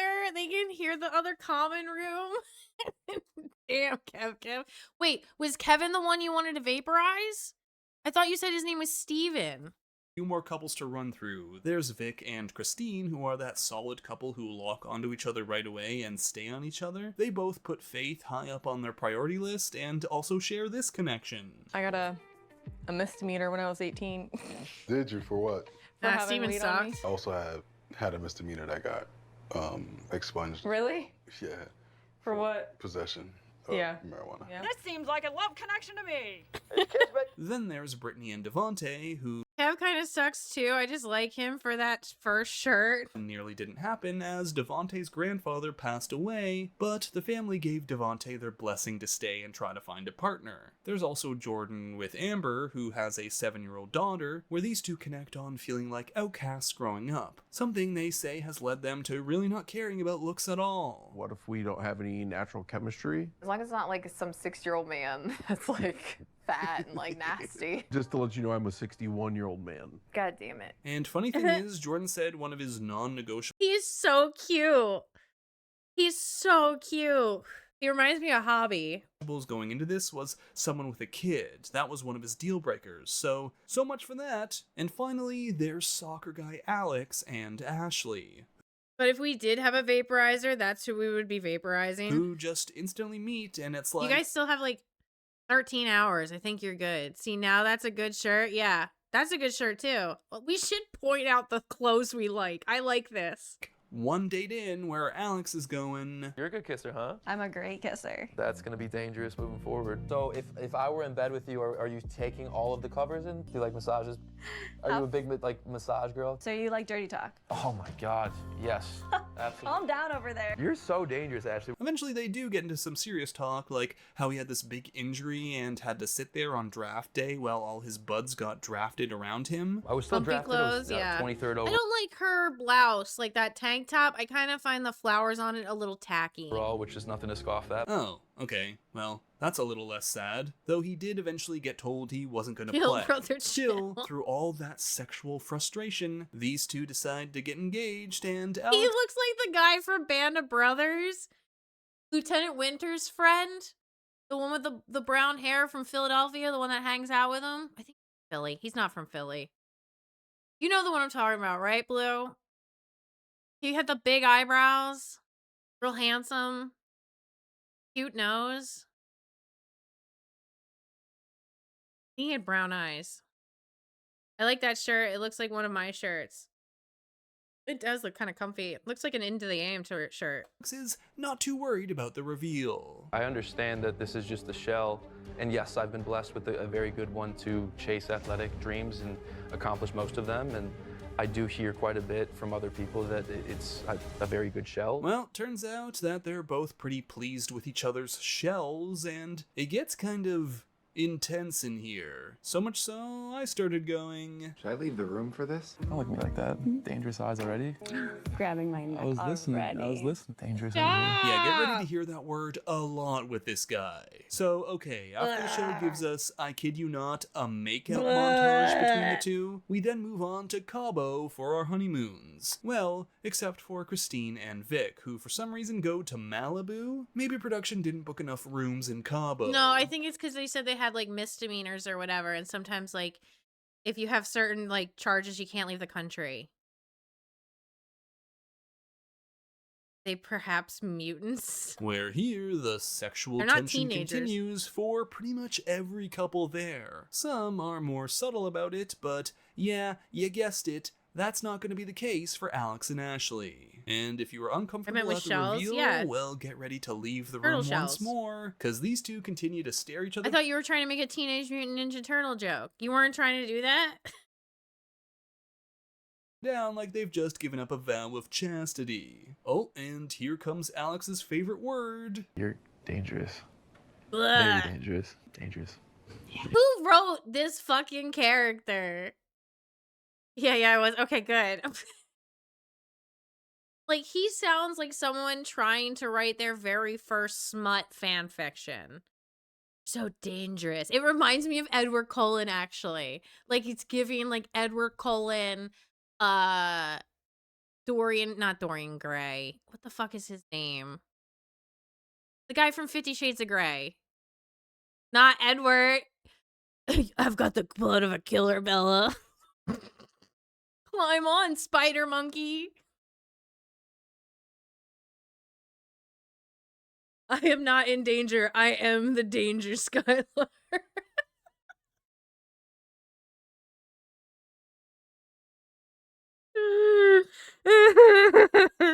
I have a friend who did a Twilight Bob's Burger crossover tattoo. It's in her like tattoo book. It's actually one I kind of want to get.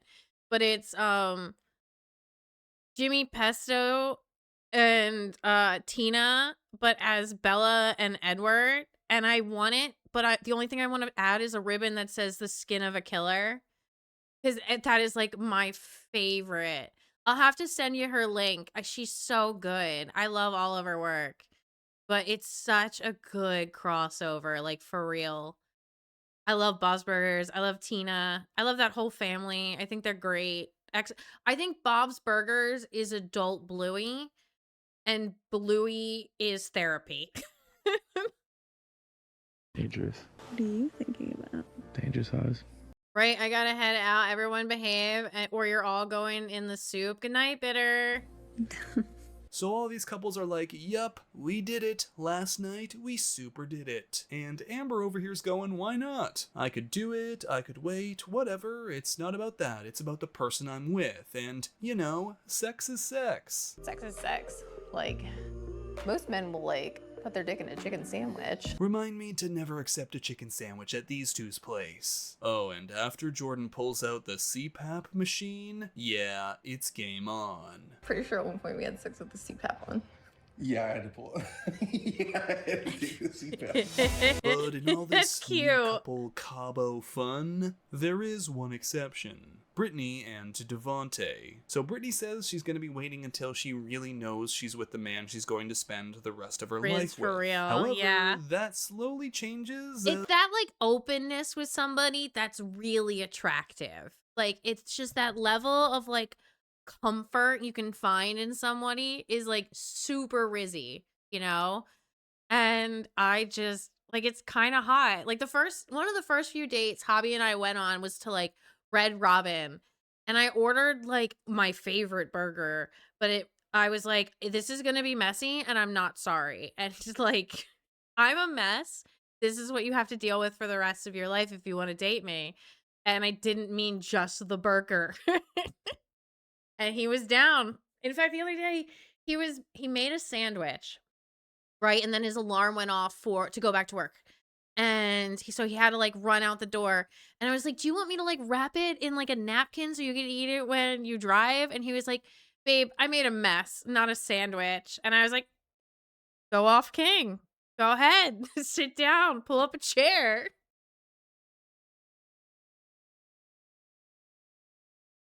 Like, I understood the assignment. He was gonna eat it even if it meant being late.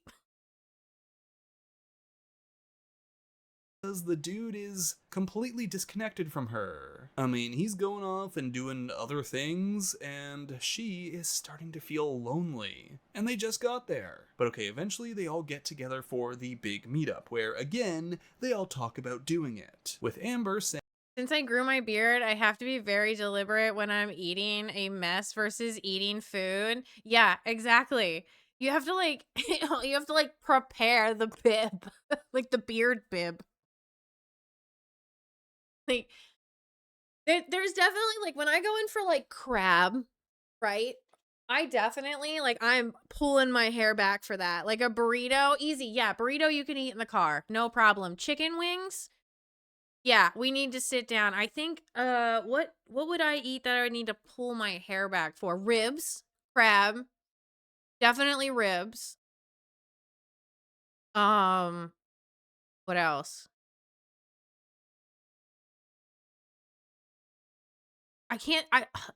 Yeah, you gotta like tie your hair back. That's when you go ham. I can't think of anything else off the top of my head. I've done it for ramen before, like a really good bowl of ramen. It's a slutty little ritual. Only true baddies know. God, I love food. Yeah, pho soup. Oh my god, pho. Oh, I haven't had pho in so long. Sounds so good. I got paid last night, and so this morning I bought lunch for Hobby and I got us Italian subs, and then I took my kids to the book fair and I bought them everything they wanted. I bought them like 6 books and like 2 toys, although 2 of the books came with toys. So go tomorrow. What's tomorrow? Friday? I have a therapy tomorrow. but that would have been nice. saying it's great to be with someone who does things for her without that being the reason why he's Under doing boob. it. Because she sees Jordan be kind to her, but also Ooh, to I'm sorry. My mental health comes first. I'm off tomorrow. Trying to think. I know I have therapy, and then I feel like there was something else on the calendar tomorrow too, but it might just be my therapy. Leprechaun Trap. I accidentally got Vicks up my nostril. That's the worst. The broth cooked for 17 hours is therapy. I like to go to the, what is it, Faux Life over in the English Creek Shopping Center. That's my favorite Vietnamese restaurant. Like I like their spicy lemongrass chicken. I like their banh mi. I like their shrimp pho. I like their spring rolls. Reminds me of my rave days. I had Hobby put an icy hot on my back earlier, and I was like, I hope he washes his hands between now and later. Weirdly, it doesn't hurt right now. I think I've developed an immunity. It's kind of like how chefs get asbestos hand. Rachel Ray feels nothing.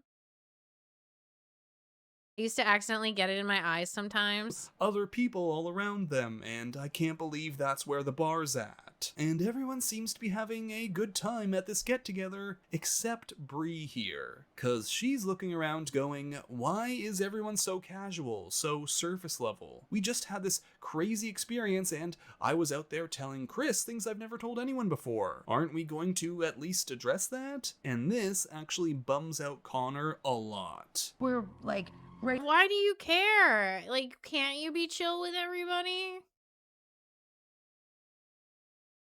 Like, I don't understand why it's important that, like, oh, we should be freaking out about this. It's like, girl, get production out of your ear. These letters to each other and like telling each other we love them and like breaking up with each other, and all of a sudden we just come and rip shots. She looks like, I think it's Anne from America's Next Top Model, I think season 2. Hold on. Because top model.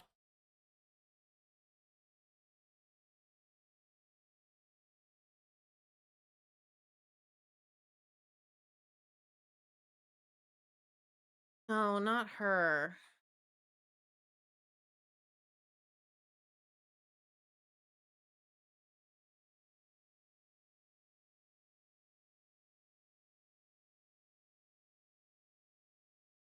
No, was it, wait, was it Sarah?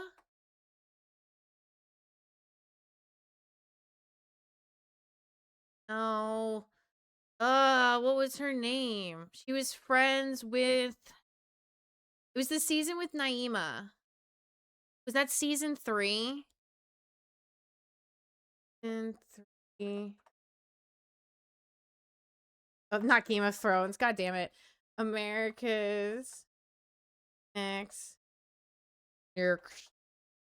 Top Model. Nicole? No. I thought it was Anne.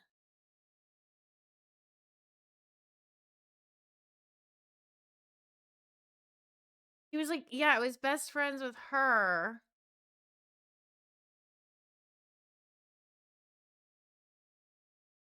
With Eva. Was Eva season 3? Guys, why don't you have your America's Next Top Model lore memorized like I do?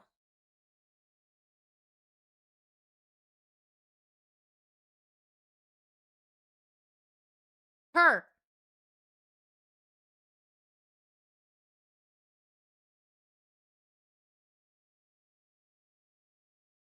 Was her name?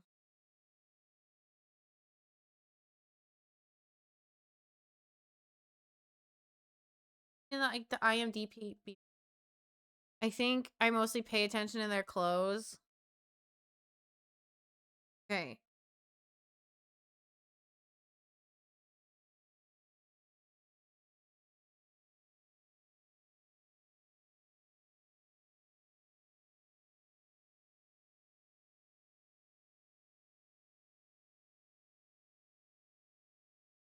Yes. Her. This. Doesn't she look like her? I'm horrible with names in TV shows. And she kind of sounds like her too. That's like what I think about when I hear. Yeah, kind of.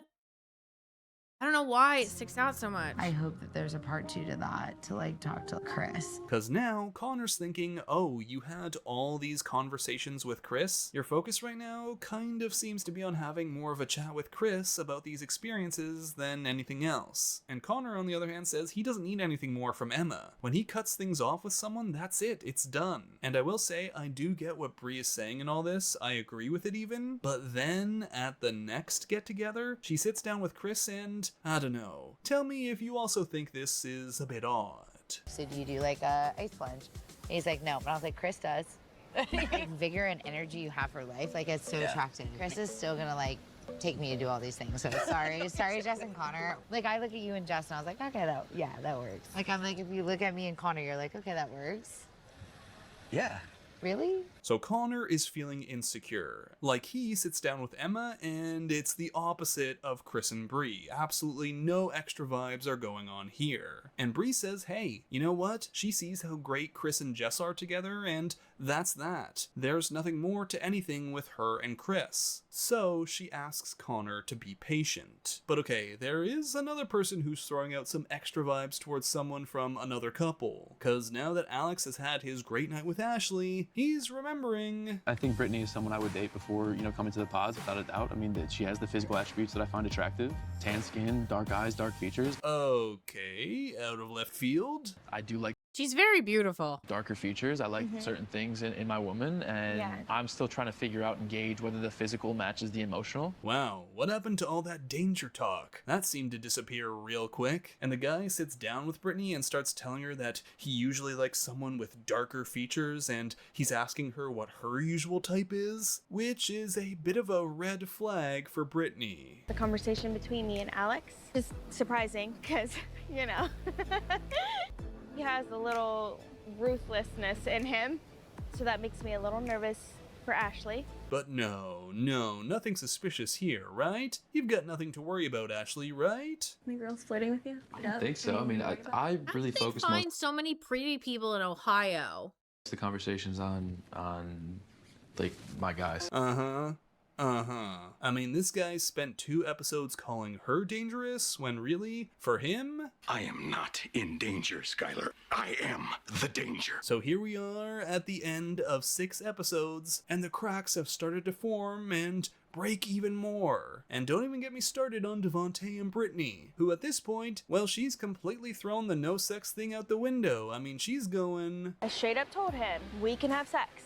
That's fine. If that's what you need to feel connected, to break down whatever Quoted that one wall is earlier. between us right now. Yeah, she's got the runway lights on, the green flag motioning him in, and yet nothing. The dude goes off and reads a book. She says stuff like, I walk by and there's nothing, no touching, no interaction. She even calls his kisses grandma and grandpa pecks. Says she's the only one who initiates, and it's fine if he wants to go off and watch the sunrise or read a book, but he also needs to be there with her and connect with her. At least that's if he actually wants to, marry her. And listening to this, well, Devontae just goes, I get that, but if I have nothing to say, I can't always spark up a conversation 20 hours of the day. It doesn't mean I have to walk by you and always hug you and kiss you every single second. So yeah, this one's doomed. And eventually Devontae says, look, I've got so much on my mind, not to mention my grandpa's passing, but I don't know, you'd think if you were there with your person, you'd want to find comfort in all this with them, not without them. So at the end of the day, it just seems obvious that there's something not there for him. We should want to be in each other's space if we're talking about getting married.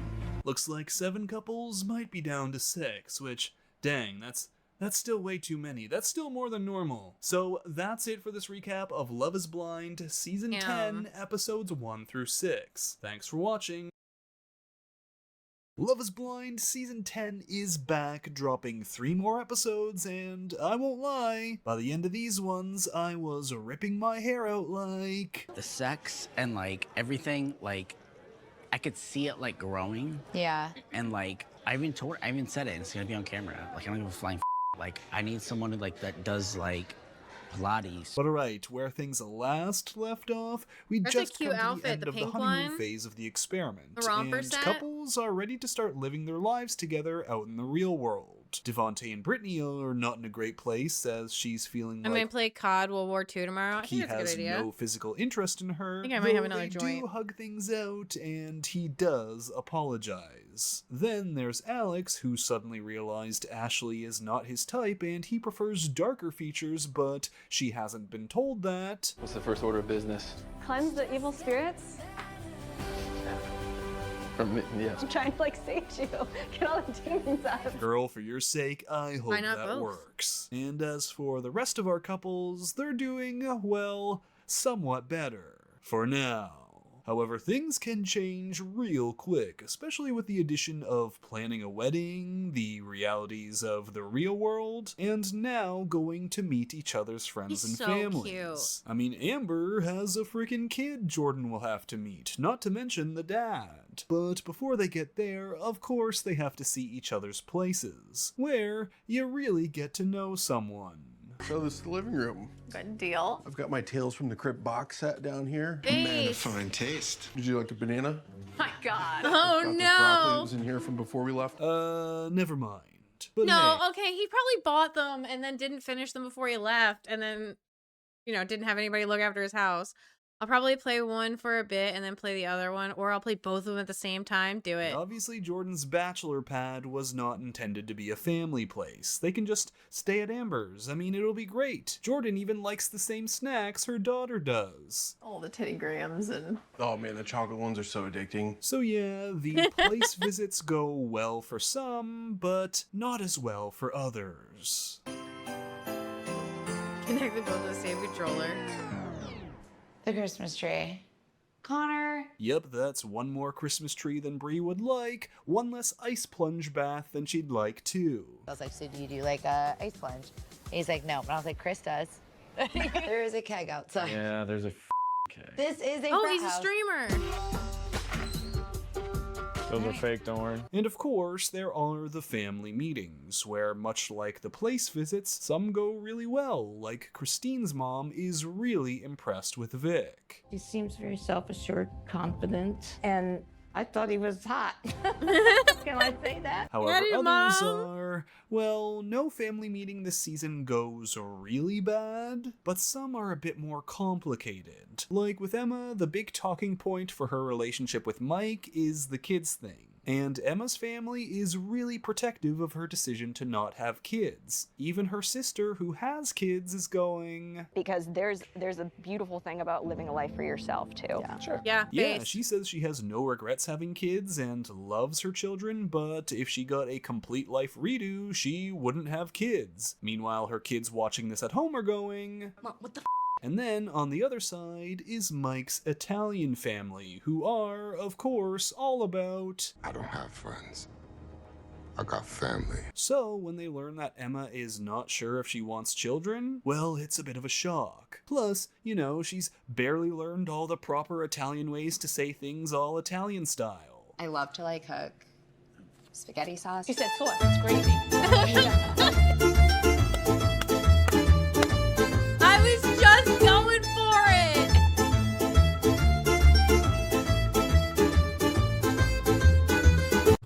Oh, Mamma Mia. I was just going for it. God damn it. There is and sauce to us is marinara sauce. Yeah. So, and gravy is with meat. And she's going, we don't say calamari.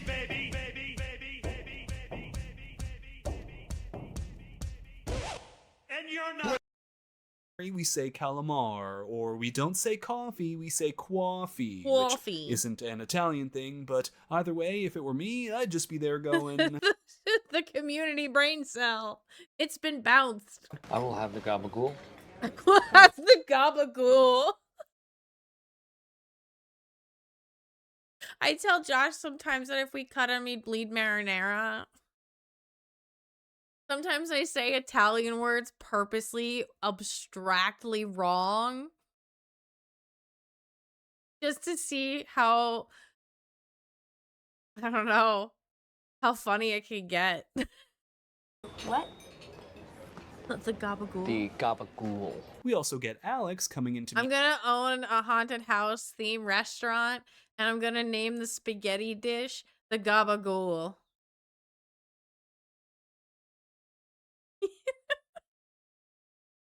Ashley's family and primarily her dad, and Alex knows that he's going to have to try real hard to convince this man that he's here for the right reasons. Convince me that you're real. I am absolutely in love with your daughter. That's not it. No? Uh-oh, Dad's not buying it. Quick, throw a diversion in there to try and get him on your side. Did you vote for Trump? I didn't vote, but I would have voted for Trump, absolutely. You cop out. Now Alex assures Dad that his intentions are pure, and Dad ultimately just wants his daughter to be happy, so they make their way through this without much further issue. But you know how Alex had that whole conversation with Brittany about how she has the physical features that Alex usually goes for? Well, funnily enough, ever since then, Alex and Ashley haven't been intimate, and Ashley is frustrated. Cause they had this spa date thing where they rubbed mud and stuff all over each other, and Ashley was thinking, oh great, this is gonna lead to some fun stuff when we get home. But instead, Alex just walked right out the door saying, oh, I have to run out. Clearly, I'm sexually frustrated. Why didn't you me last night? Like, Because you just left me. I was turned on, and then when you when leave we were me, in I'm just bed, like, why didn't you me last night? Because I was just like, meh. You like walked out, so I was like, okay. So Ashley is concerned. She's wondering if Alex isn't attracted to her. This is not a why conversation did he we suddenly have on stop a being show. intimate? At which point, Alex pulls out this bold move. I'm also being aware of your period, realistically, and I don't want a kid right now. And he says, well, I'm not going to track that, so he was expecting her to tell him when it passed, and Ashley's going, wait, my period? Not gonna get pregnant on my period. PSA, That's not being true. on your period does not mean immunity from pregnancy. Sometimes you're actually more likely because your cervix is a little bit more dilated in order to help with the flow. That t-shirt is so cool. Her shirt, I like her For shirt. period? Yeah.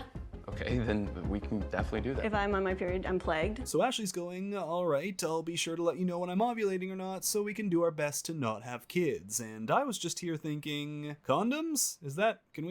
We could use condoms? Would that solve some problems? Ultimately, he promises to initiate more, and Well, she sure, it's fair. promises to initiate when she's feeling it, and also, I don't know, send him updates on her period. And still touch me on my period, just so you know. I don't know that necessarily. But you know, after this, it's only a matter of time before these two get into something new. As soon, Ashley meets Alex's mom, the nomad woman who's always traveling around, and where Alex got his nomad nature from. Which, by the way, is a big issue in their relationship, because Alex doesn't want to be in Cleveland, and he wants to be in either Arizona or Florida, and also to travel. While Ashley says she wants more roots and loves where she works, but will try to see if she can get something with the same company in those places. But okay, Ashley sitting with mom here leads into them talking about some of Alex's exes, and the timelines on those exes are getting a little bit iffy. Like, for example, Ashley asks Alex if he's still friends with any of his exes, and he says, well, I'm still on Okay, her turtleneck is choking me. good terms with one that he went to visit in September, and they hooked up. By the way, this was all filmed around Easter. Now Alex says if that's a problem, he can cut it off. But then they go over his dating life in Cleveland, and he talks about this situationship with a girl he met that apparently ended due to his nomadic lifestyle. And then he goes, oh yeah, it was about a month after that, in October. Like, with one hand or being degraded, or two hands and loving. No, like too many covers. Like, that's what it feels like. Being choked by way too many covers. That he got a LinkedIn message to come on this show, and that makes Ashley pause, cause she's going, wait, October? You got this message a month after in October? Wouldn't that mean you broke up with this situationship in With a weighted blanket. Yeah, being choked by a weighted blanket. September, the same time you visited your ex and hooked up with her? You said you got the LinkedIn message about a month after, in October? Yeah. Which would mean that you were seeing this girl in September? Which is when you went to Austin? No. So, after recovering from being stun-locked for a No. good 20 seconds, Alex says, oh, no. I didn't cheat. I was just upset from the breakup and call it my ego or call it a bad decision, but I went to see my ex after as a rebound, not at the same time. And Ashley goes, alright, but to be clear, cheating is a non-negotiable for her. She's been cheated on. And Alex says he's sorry that happened to her, he won't ever do that. I mean, he will talk to Brittany about all the features he likes that just so happen to match Brittany's, but no cheating. So, okay, we've got these two who don't want a kid right now and also don't want to use protection, apparently. Mike and Emma are not on the same page with kids. Jordan's not yet met Amber's kid. Vic and Christine talk kids and the realities of having mixed-race children. I won't even bother on the kids' talk with Devontae and Brittany, as despite her seeming so giddy with him meeting her family and taking on a positive attitude with Devontae, there is still a major lack of intimacy with the two. Like, she says he never compliments her appearance, only stuff like her clothes. While he says he has a wall up when she asks him to compliment her, because he then feels like it's not coming from a genuine place. So she promises not to project her past relationship hurts on him, while he promises to compliment her more. I think you are very pretty. I love that you have natural beauty. I do really like your lashes, your soft curly hair. I love your height. Are you just looking at things in the office and saying, I love how natural looking you look like, and then he's like, I love your lashes. I don't think those are all her natural lashes. I'm pretty sure she's wearing extensions. that No you love tea, no them? shade. I love lamp. And then there's Chris and Jess, who, when it comes to the having children talk, they've both agreed that they don't want kids. However, that conversation, that is far from their issue. No, the trouble for these two starts when suddenly we arrive one morning to find that Chris had been out all night, slept at his place away from her, and he didn't message her. And Jess is wondering what's up with that. I mean, I don't need you to be in constant contact with me, but I am your fiancé, to which Chris then goes, okay, yeah, I guess I need to be more direct in life, which is a pretty wild thing to say right before transitioning to this. Do you think we have a good physical connection? I do. Do you not? And suddenly, Chris is all humming and hawing, going, how do I say this? How do I word this? We had such a good connection. It was real. All in the past tense. And then he goes, I don't know how to say this without sounding like a dick. Which is a statement that, 100% of the time, is followed by saying something that makes you sound like a dick. Like in the normal world, I date people who do CrossFit. Somebody who works out all the time and has a different type of... A different type of body? Somebody who... I know what kind of somebody he's looking for. Hold on.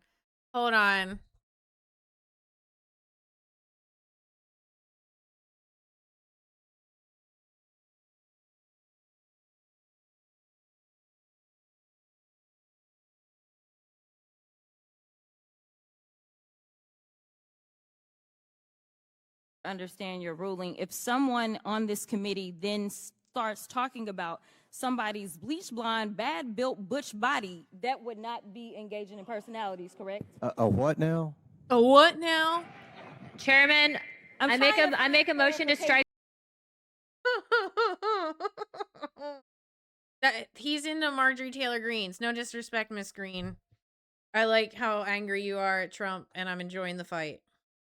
Does Pilates every day. Bro, be so for real right now. This woman is the size of a literal ant. I don't know, I guess he wants She-Hulk muscles or something? Anyway, Chris ultimately says sex is a problem and he doesn't think he can get over that. Also, he doesn't want to fake anything. And then he decides to go into this. I've not talked to this person, but over the past 2 days I was thinking about it. About what it would be like if I was with that person too. What person? The number 2 person I had. Bree? You're bringing up Bree now? So Chris says he wants to keep trying, and Jess is shaking her head. Rightfully so, because there's no recovery from this. Yeah. Even if she wanted to. It's cooked. There's no way this man is going to suddenly change his mind if they just keep trying. Honestly, the fact that me not working out every day is even a sentence that came up in this conversation is blowing my mind. Oh my gosh, that's not even what I meant by that. Well, it's what you said. Bro, what could you possibly have meant then? And don't tell me you're talking about lifestyle things like you want someone to work out with. That's a BS. If you wanted that, you'd have asked her to change her mind, to come out to a Pilates thing with you or something, for the sake of the relationship. Which, by the way, she was upfront about all this really early on. If my body isn't good enough for you, like, I'm never gonna be like, oh, please still love me. So Jess goes to leave, and Chris is just shrugging it off as if she was the one who ended things because she said she didn't want to continue trying after all that. I believe love is blind. I mean, I fell in love with someone without seeing them and literally wanted to spend the rest of my life with them.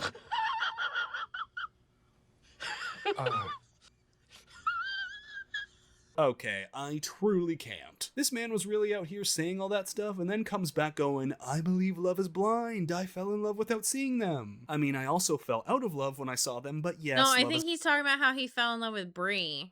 blind, or rather, love is blind if you do Pilates. But when two people want to fornicate or have sex, it might not be a big deal to a lot of people. People say it's 5%, 10% relationship.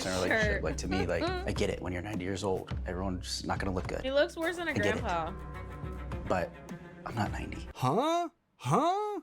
What? Then, shortly after this, Connor and Bree are together, and they've been working on compromise. Him doing more to live less like a frat boy, and her being more complimentary to him. And it's here when, all of a sudden, they both get texts from Chris and Jess, basically saying it's over. So Connor goes to meet his buddy and talk about it all, where Chris tells him what happened, and he basically phrases it like, she doesn't want to do this anymore. Which had me going, That hoodie rocks. I do like that sweater. because I think a lot of context is being left out. So Chris tells Connor about his concerns around his physical connection with Jess, leading Connor to I don't think say, it's a hoodie. well, you're attracted to her, right? And Chris goes, Yeah. Mm-hmm. True. Anyway, all this is now leading up to the big pod Oh my meetup God, for the I love season. that guy, the part where the Jason. engaged couples are all going to get together, He's like along with the every other bit my singles from type. the pod. And actually, this seems like the first time the Cabo couples get to see Vic and Christine. Now, early on to arrive are Kia, followed by Kevin, but the talk of the town is Chris and Jess, where Bree announces that, yup, Chris sent her a DM. Like everybody delusional. That man is so delusional. I just got like some obscure like. Oh, I missed yeah, it. I'm sorry. In my DM, I was like, "What's from who? From who? Chris." Now, Bree's response was to not engage, and she told See, I don't like Bree's outfit either. I feel like it's like I'm being choked with a plastic bag. Light blue shirt though, and those pants. We're from Jersey. Hi, Kenny. Connor not to engage as well, because obviously the man is spiraling. By the way, wow, what audacity to do that after Connor sat down with him. And a lot of the other women have already heard most of the story, and they hate Chris. Guys, he bought followers. No, yeah. Yeah, according to this conversation, most of Chris's followers are random people who don't know him and who've made like 2 posts and they're all from Mexico. Meanwhile, Bree, she says she can't believe the person Chris has become. He was my number 2. He is a different person. Like first night single goes to strip club. I'm like, oh, yeah. The way I gasped, I was like, no. Yeah, the next layer to this is that Chris apparently followed the breakup with pictures of him on Instagram at a strip club with a stripper on his lap. Gross ass bitch. Narcissistic. It was cool, but with Wild, how bro has no stains on it. Literally told- Yeah, for somebody who lives like a frat boy. Connor, he goes for 21 to 25-year-olds. I was like, so she's 38. You're too short to be this cocky. That is such a cute outfit. So naturally, the next person to walk through the door Why does he look like he belongs on a sailboat? Get out of there. You're from Ohio. is Chris, and Connor says right now he's pushing all the Chris and Jess stuff to the side so he can focus just on Bree, which I will say is far from Bree's strategy on all this, but we'll get to that. As look who just arrived, it's Jess. God, your body is so perfect. Like my What Marvel hoodie has stains all over it. I mean, this one has stains all over it too. I can't keep anything clean. I don't give a flying So Jess goes over the whole ordeal, including Chris saying he wonders what if he had picked his number 2, Bree. A statement that has people shook. And as this was happening, I was wondering, is Chris gonna make a move? Or does he just leave that DM drop as a way to say the door is open if things don't work out with Connor? And well... Dude, Bree is so hot. I want to talk He looks to like her. a substitute teacher. What's he gonna do? Why would you say something so true yet so Beat me up. controversial? I don't know, man. I think all Connor has to do to beat you in a fight is go... What happened to Jake Paul? He's running for office and he sweated through his suit. So the party goes on, and Chris looks like he's getting quite tanked. You probably hate me. A little bit. You think you're gonna get another hot doctor? I'm just saying. I'm not gonna say it. I don't give a fucking. I've heard him say it. I don't give a flying 4 times already. Then Chris has a chat with Bree, Ashley, and a woman from the pods named Priyanka, where he goes over his side of things, saying that he needs someone that does... I'm sorry, but Jake Paul is running for what? He's running for office. Trump was endorsing him today. At least that's the assumption that I've been led under by the internet. But I also have been told that he sweat completely through, like, his suit. And I feel really bad for whoever he rented that suit from. Logan Paul should do it and record Epstein in a forest. I can't. I know Blue can't stand him either. But yeah, I don't think Jake Paul's going to get the votes that he thinks he's going to get. So, like, anyone can run for office? Yes, anyone can run for office. You just have to acquire a certain amount of signatures. It depends on the state. It depends on the state and the office that you're running for. But certain states, like to run for Congress in New Jersey on the federal level, you have to get a certain amount of signatures, like 500. And when you get to that 500, you can be put onto the ballot for the primary. And then everybody dukes it out in the primary, and then those final 2 people go. But yes, anyone can run for office.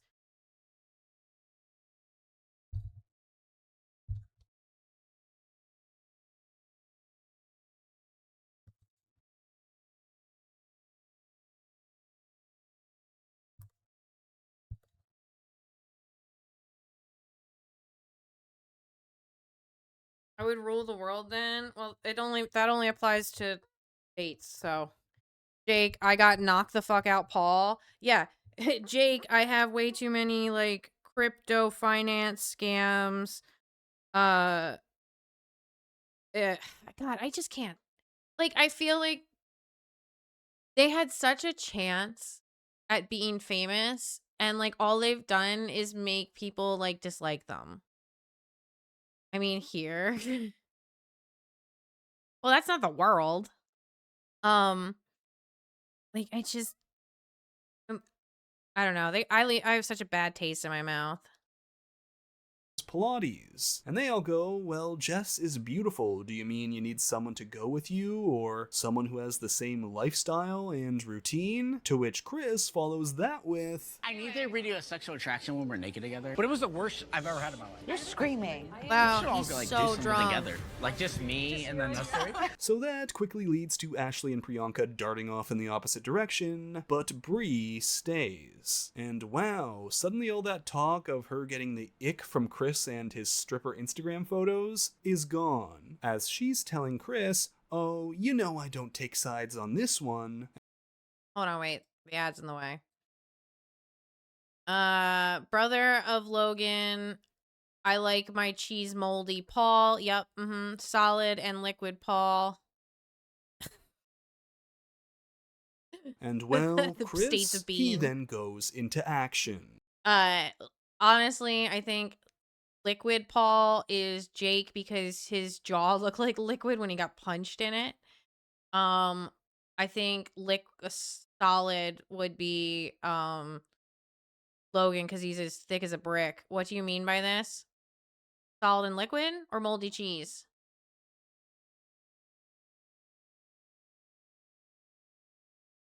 For moldy cheese, Logan Paul owns and produces Beastables, which is part Prime, part Mr. Beast.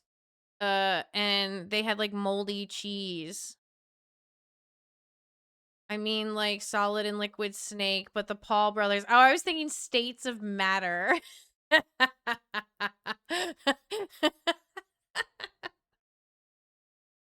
I'm trying to think like what else. His face got fucked up.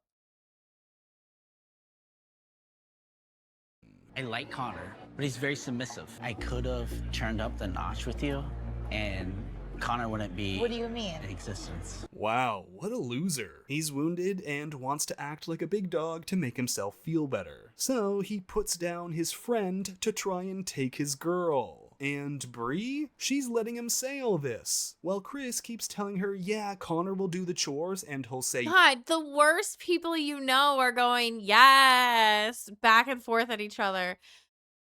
It was the lunch. Oh, it wasn't Feastables. Feastables was the candy. It was the Lunchleys that they had moldy cheese because the adhesive wasn't sealing correctly, and they used fresh actual cheese with no preservatives apparently. Yeah, and like also the the drink on the cover of the Feastable or on the Lunchly is the same size as the drink in the bottle, but then the candy bar inside is like 3 times smaller than the candy bar on like the outside. And I'm like, that is wild. And like I know like people are like, oh, images may not appear as actual product, but I'm like, you're really giving out like a mini Kit Kat, singular Kit Kat to people. Like what the fuck? And charging like way more than Lunchables. yes at the wedding, but you're gonna want more. To which Bree says, well, Connor's about to meet my dad, and Chris responds with, well, your dad is successful. Your dad's a legit man who's been successful in life. He needs somebody who you're gonna introduce him to be like, hey, this is my Charles Schwab account. This is what I'm doing. Oh, really? Really? You sure you want to claim to be that man, Chris? You sure you want to talk about bank accounts, considering your ex has come out saying this about you? All right, guys, look. And on like some Twitter post, he said that he likes his cheese drippy. Ugh. Let me introduce you to my ex-boyfriend. Chris claims he's so financially stable while being $60,000 deep in credit card debt. Sued by 2 different credit card companies. Is it the best you've ever had? What, sex? No, but it's good. Okay. You know, my heart breaks for Connor right now. Imagine seeing all this play back, because this is going to be on TV. To this day, I've still never seen a single. What the fuck happened to her voice? I think that's my voice. Their voice just sounds like that. Substitute teacher guy. Yeah. I've only seen them. Oh, we got them twice. And they were given to us. I don't know if I saw them in a store, but they were given to us, and both times it was like, oh, yeah, I think she just sounds like that. TV, and your fiance She's also is drunk. out having multiple conversations with this dude, the first one being very heavy on the flirt. I mean, there's a moment Woman here sounded where, like regardless SpongeBob. of this is Yeah, it working for happens. Bree, or if she's having doubts or second thought, It's a TikTok. Oh, the TikTok voice filter. I thought he meant like Sarah, who's not actually Sarah, or Anne, or whoever from America's Next Top Model, not the TikTok lady. Because I'm like a few seconds behind you guys. that's where she just needs to take a step back and go, you know what, I'm out. I even said to Jess, I was like, Bree is like a girl like I would go for in my normal world. You need someone who's gonna be more dominant in your life and to help you, like guide you and like show you places you've never been before. He's a very submissive guy. I'm not a submissive guy. Wow. Yeah, that And explains why I don't that's know where it. things end for this episode. On Chris saying Bree needs a man who's more dominant, and you know what? He's right, because when it comes to credit card debt, at least if his ex is telling the truth, Connor can't compete with his dominance on that. P.S. Don't go on a trip with him, because he will not pay for his half. Yeah. We'll split it as a concept, not a promise. So that's it for this recap of Love is Blind, Season 10, Episode... Love is Blind is once again back on our screens. Wait. Which one did we go to?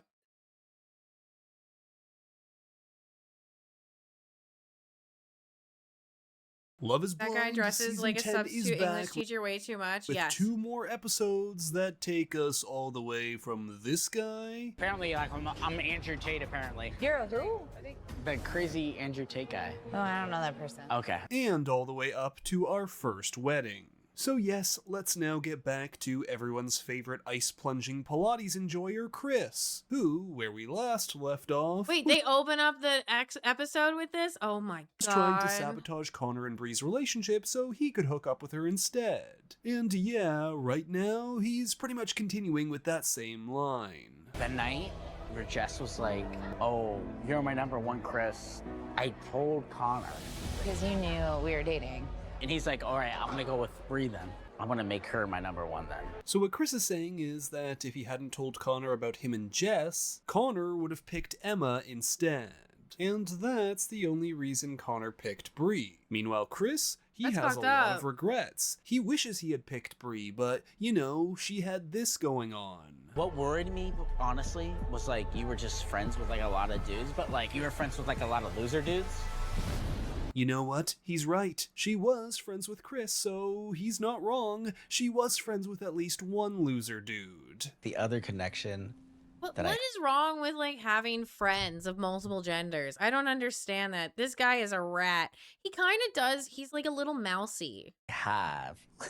It's like a dude almost hanging out with me, and it's like, yeah, that could be my friend. But this man is on a mission, and he's not stopping, telling Bree that Connor is like all the dudes he knows who are just happy with life as it is. And she needs someone who's got direction, like, Thick blue here's where I hoodie, want to though. be Fair. in 1 year, 5 years, or 10 years. Like, take Chris, for example. His ex spilled the tea that he's got 2 maxed credit cards with $60,000 in debt. Claims he's so financially stable while being $60,000 deep in credit card debt. Sued by 2 different credit card companies. He's not just going to be happy with life, he's planning to have at least 4, 5, or 10 maxed credit cards by the time he's 40. Are you like attracted to me? I would take you. The 4 seasons. Like, stay in there. That's maybe luxurious to normal people. Yeah. Room service in the rose for Mr. Fusco. Baby stuff.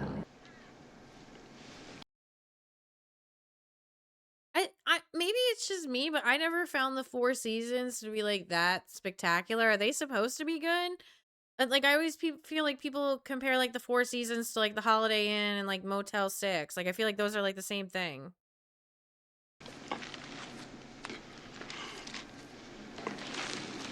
Okay, bro, is this gonna be one of those Rudy Giuliani moments where he invites you to the 4 seasons, but it's actually 4 seasons total? I love when politics makes it into my reality TV dating shows. I love it.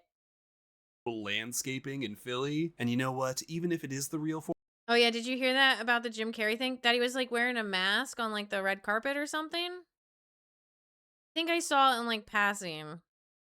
But I didn't know, like people were like, oh, he did Botox. And then it turns out a lot of people think that he got replaced.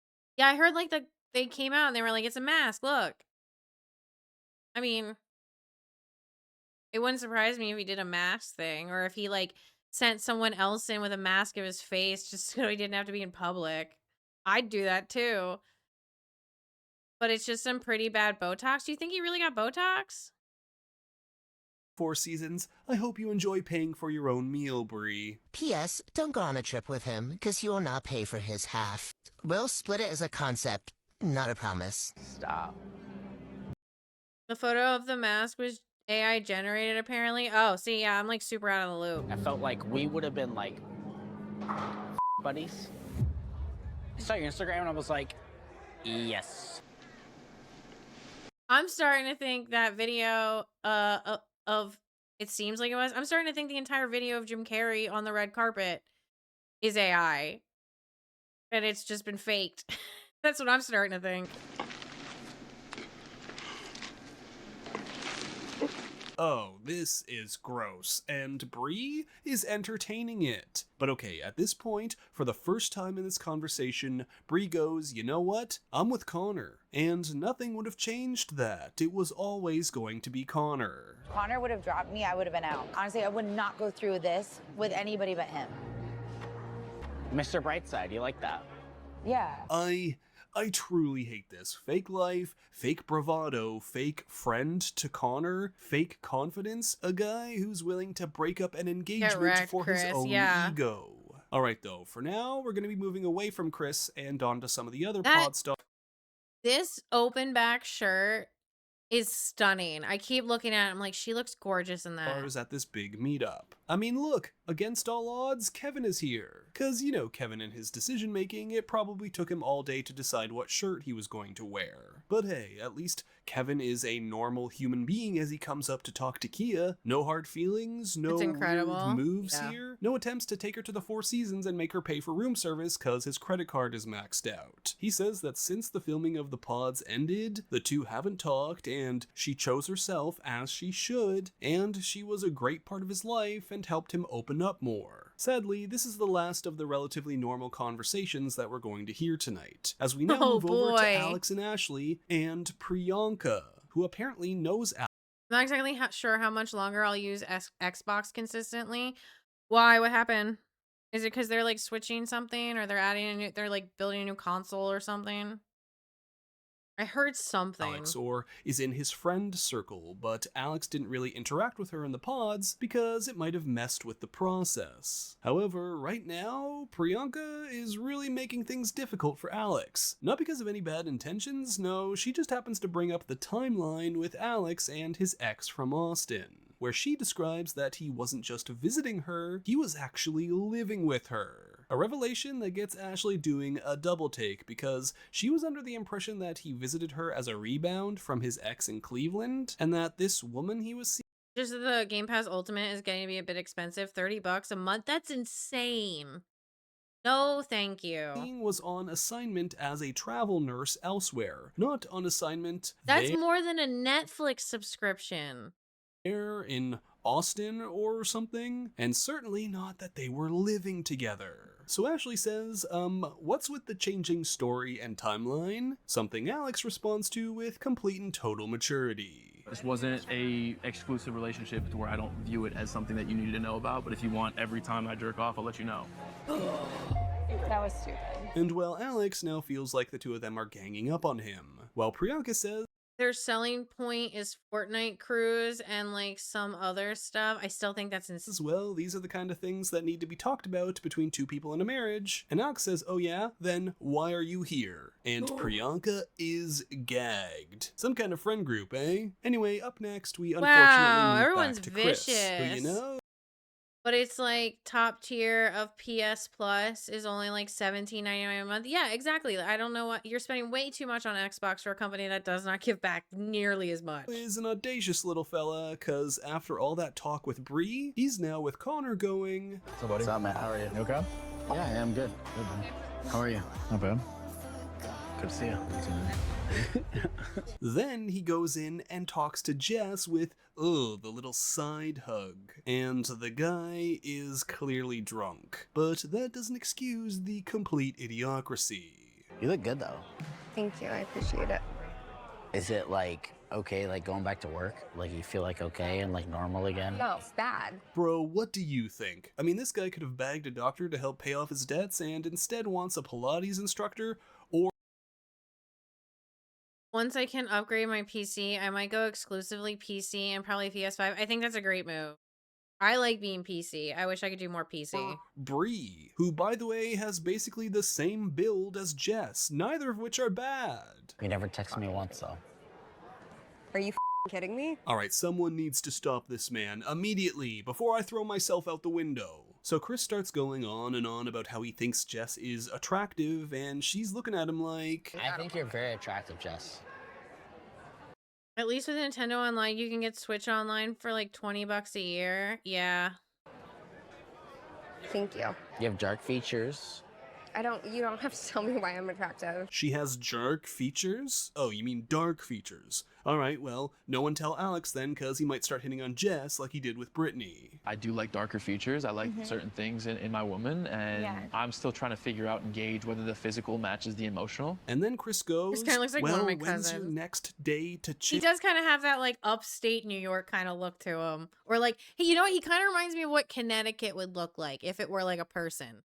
Like, what? Really? You gonna take her to the Four Seasons as well? I mean, I don't know what the game plan is here, apart from just trying to cause as much damage to the season as humanly possible. Thankfully, we then move away from this train wreck and on to Jordan and Amber, where Jordan Yeah. starts bringing up Emma, Amber's daughter, with the other guys, saying he still hasn't met her and it's scary because he now has to build up another relationship and he doesn't want Emma to feel like he's invading her space. However, Amber overhears this, or at least part of this, and she starts to freak out. So she goes up to The Jordan king. and says, I just want you to know, like, if you do want to bail at any point, just let me know. Wait, stop. You're hearing the wrong thing right now. and then after that, she completely gives him the silent treatment. Like, they go back to their apartment Aw. and Jordan tries to talk to her about it, but she shuts Hubby. off entirely, gives him absolutely nothing. Meanwhile, back at Alex and Ashley's He also seems very drunk. apartment, Alex is also in damage control, saying this ex of his is nothing. Like, if things ended with Ashley, he wouldn't go pack up and go to Austin to see her. They haven't been in contact at all. So then, in possibly his best move ever, he redirects the conversation to something much more important. Nuggets? McDonald's? Yeah, I need something. I need nuggets. Coke? Fries? You know what? This is the most relatable these two have ever been. Yeah. 10 piece? Make it 20. Buffalo? Honey? What do you got? Okay, I just want to say I absolutely love the editor in this scene. They get White Flag by Dido playing over this, and it's truly the correct vibe for how I feel ordering McDonald's at 2 a.m. after drinking and arguing. Weirdly sensual because they know what I'm about to do to that 10-piece. Grease me up. Okay, so one Grease fire me put up, out there Daddy. for now. On to another. And well, it's not really a fire between these two, but Bree and Connor are now discussing what to do about Chris. With Bree reassuring Connor that nothing was ever going to go down, and Connor was always the person she was going to pick. But then, at that moment, Chris messages Bree in vanish mode. Oh, sweet Which, heavens. if you don't know, is a privacy feature on Instagram that makes your messages disappear automatically after they are viewed and the chat is closed. So, nothing suspicious, right? You want to do the honors? Let's see it together. Chris Fusco, let's see it. Are you staying in GV tonight? Wow, what a small man, and I am not talking about his height. Ultimately, Bree says she's not going to be answering that, as she doesn't want things to escalate in any way. I And can't wait to Connor get to the says he might reunion. get jealous, but he trusts her. So at this point, the weddings are ramping up, and it's the last chance to meet family or get anything out of the way that needs to be said. Devontae and Brittany visit her place, and she shows him her side. He's talking about his nose.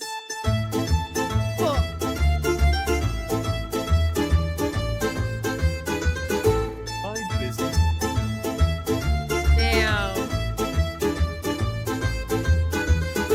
In her basement, where this is like the most physical touch I've seen between them all season, and then they sit down to talk expenses and how much they make each month. 1 month I can make 12,000. 1 month I can make 40,000. So like, it just really depends.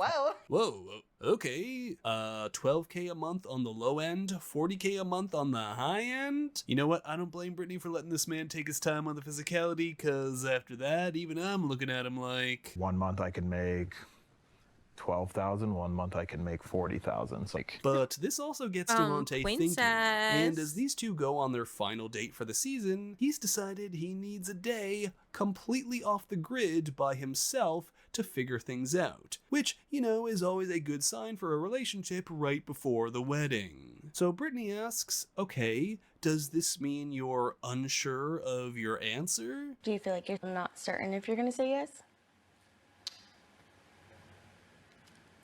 Like, obviously, I would say, like, I'm 98% there. Very convincing. Oh, please, 98% sure? Maybe he's 98% sure he's not gonna get married. Now, Brittany says she can see herself saying yes, despite all their troubles and the physical attraction thing. So then, Devontae brings up the prenup, which honestly is the most reasonable thing he's brought up all season, but that doesn't sit well with Brittany. I don't want to be married to somebody that feels like they have to protect themselves from me. Next, Connor goes and visits.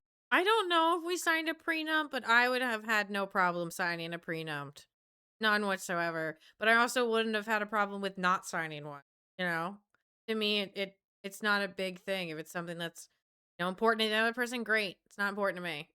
visits a bunch of Bree's family, including her dad, and that seems to go really well despite what Chris was thinking, and so he's over the moon. Then, with Amber and Jordan, Jordan is here waiting for Amber to come back from work so they can talk about the other night, and Jordan affirms to Amber that he doesn't want to bail. It's just scary to meet someone so wildly important to her and her life, someone who would also be an incredibly important part of his life if they decide to get married. So, he says he needs to meet her before they can make that decision. Plus, you know, never having met her before and trying to build a relationship is a scary thing. Now, Amber says that is something she can understand. She just wants to know why he didn't tell that to her before. And Jordan says that's something that's come up more recently as the weddings have crept closer. While Amber says she still puts up a lot of walls because of men who have hurt her in the past. It's so hard for me to like trust a man.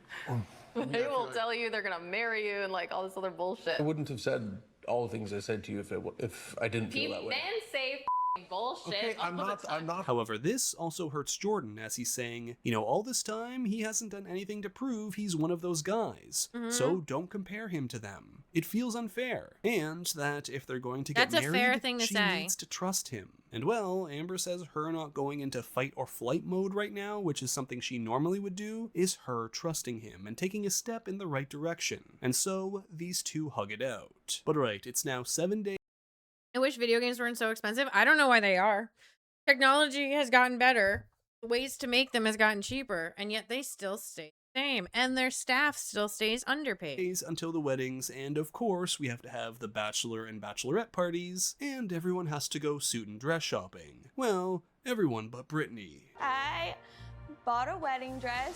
I loved the dress. It was on sale, and I got a wedding dress, so I don't have a choice. I'm getting married. And once more, it's time for some last-second make-or-break discussions. Like for Bree here, she's wondering why is Connor cheesing so hard when Bree is a self-proclaimed psycho. You sometimes are my punching bag, and you're like, you're so cute when you do that. Like, I'm being a bitch. Are they on a train? You love me. I'm a psycho. I But love really, that. They're on a this is train. actually her big thing, because they Like Black Ops 7 is $70. There's no reason for that. have this train date, Capitalism and Connor is seems destroying so the sure he'll be world. saying yes, while Bree is constantly saying she's not her best self. She's been working like crazy, and even her family has said, "Oh, this is not like her. You're not getting the real Bree." But Connor then goes, She looks like she's trying to be Daenerys Targaryen in that shot, like 100%. But also, like, capitalism sucks. And then the Vault edition is $100 for like a digital copy too, right? "Okay, well, if this is how I feel about you not at your best, if I love you even when you're not your 100% self, isn't that a good sign?" Well, Bree goes in a very opposite direction, saying she sees Yeah, and that's the only thing. They're telling you you don't own your game when you spend $70 on it. And then, like, they take it away from you. It's like, okay, then why don't I pay a cheaper price since I don't have a physical copy? Lower the goddamn prices. I hate gaming companies. Part of the reason why I don't really buy games. he's the worst of him and has thrown judgment onto that. I know, like, it's such a silly thing about a house and a car, but like, what clothes you wear, and like, that's a reflection of you. It just makes me feel like it's lazy. Like, there's no pride, there's no like hustle, there's no grit. I'm just so used to someone that's out alpha me. Like, I mean, the PS5 digital edition. I think it's so ridiculous that digital games are charged the same amount as a physical copy. Physical copies need a plastic shell, an insert, a cover, a thing to hold it, and the disc itself that it requires label and like purchasing and things like that, and shelf space and storage. And so like there's a lot of costs that go into putting a video game out outside of just the production, outside of like making the game. And then on top of that, like, or then you take that away and you just have uploaded online. It's like, why are you charging so much? Partly the reason I have modded game systems. Yeah, you mod everything.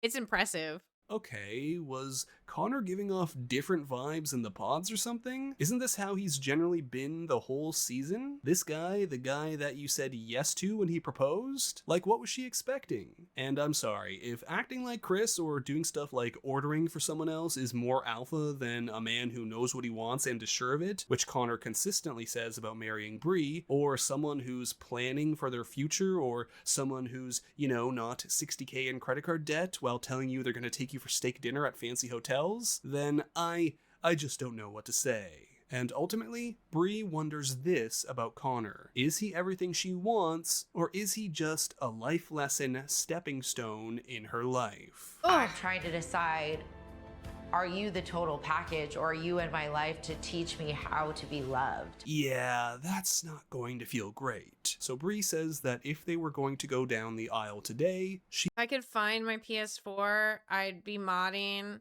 the ever-loving crap out would of it. say no. Connor, on the other hand, says it would be a yes for him. So these two decide that's it, no wedding, but not a no to each other either. At least for now. Now, as for our other couples, Ashley's still talking with Alex about where they're going to live, like, have we decided where the roots are going to be yet? PS4 Florida, doesn't have its Arizona, shell. your ex's place in Austin? Vic and Christine are a couple I've barely talked about all season because nothing's ever wrong with these two. That's actually their only concern at this point, that they have no concerns. And of course, there's Emma, who still hasn't made a decision on if she's willing to have kids with Mike, which is something she better start figuring out fast because it's their wedding day. Now at first, Mike seems to say that this is on Emma. He wants her to be the first one to say yes or no at the altar because if she says yes, he's going to take that as her also saying yes to having kids. But then the day starts moving. Mike's mom and dad seem mortified about all this still, and as the bride and groom gather around their guests for the big moment, Mike starts off by saying this. You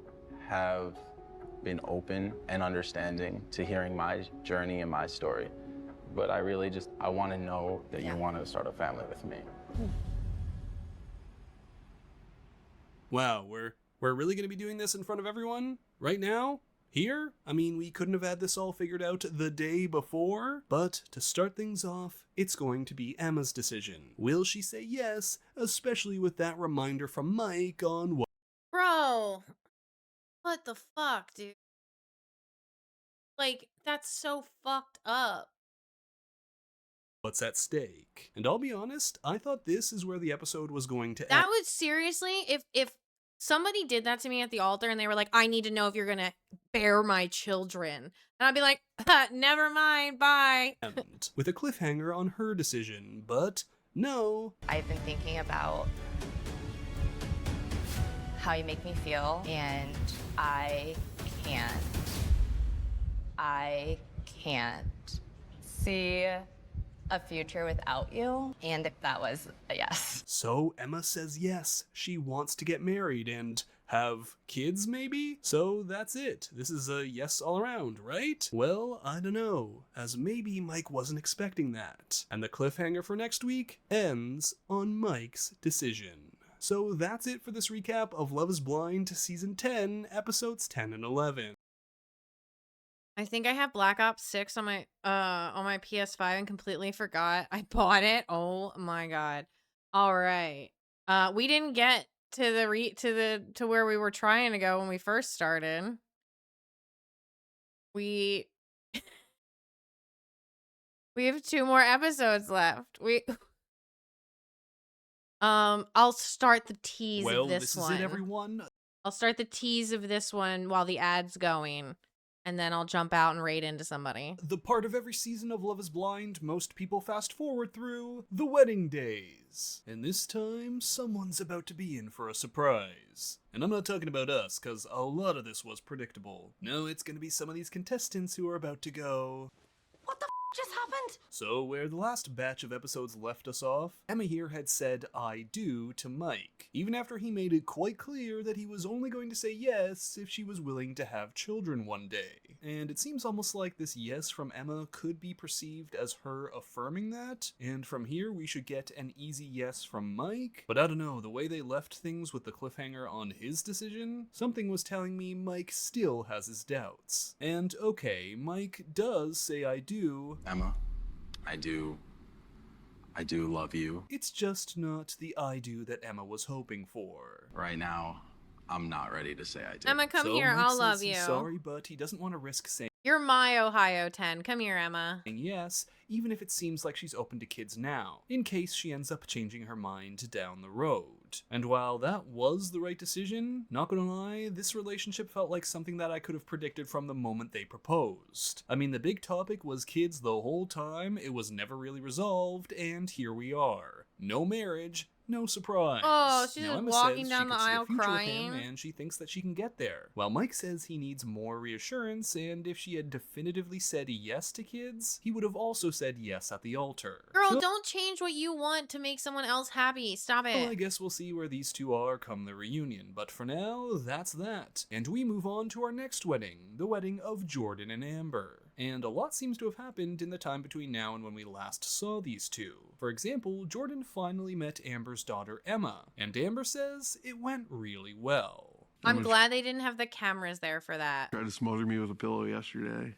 Emma did? Yeah. Oh, well, you did hit it off then. Ah, sounds like it went real well. And look, Emma is here, and she's going to be the flower girl, so don't screw this up, Jordan, or, you know. Yeah, she's cute. I'm gonna have to go home and get my pillow. But right here, there actually is another issue that hasn't been resolved, as Jordan talks to his folks about a concern that the two still have with where they might want to live. Like he says he's been clear, he does not want to move where she lives right now. He wants to be able to go out to bars, to concerts, to sporting events. Compromise, man. It's the way it goes. Hey, sorry sis. Emma's going to have to relocate away from her dad and her school cause Jordan wants Yeah, my PS5 downloads quickly. Yeah, that's the tough thing. Like, her daughter's in school.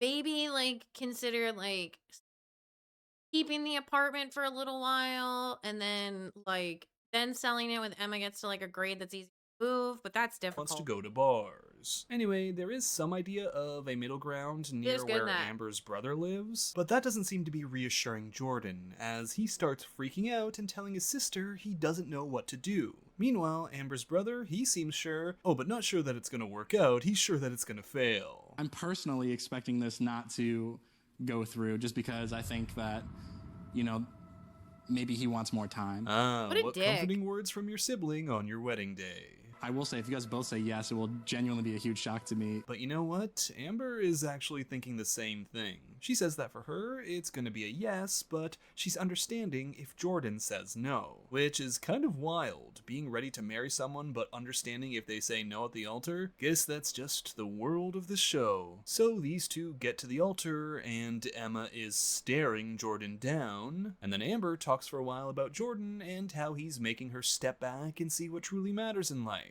While Jordan says, Amber, we've both put so much effort and love into this. I'm glad it's you up here. Is that it? You're right.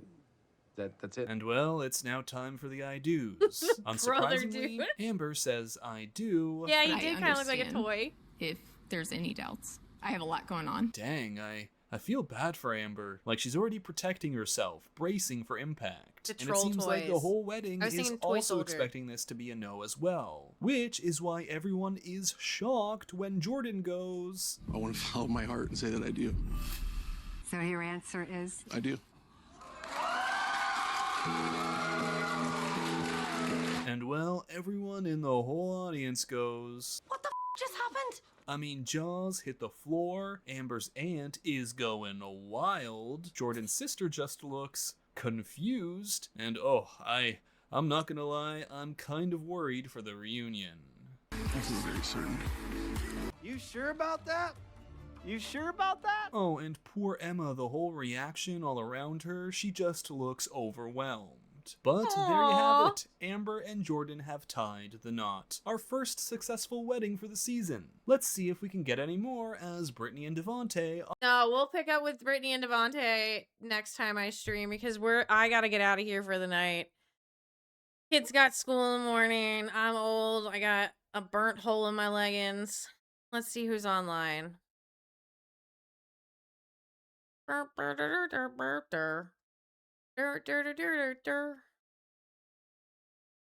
Got hit with like a wave of tired.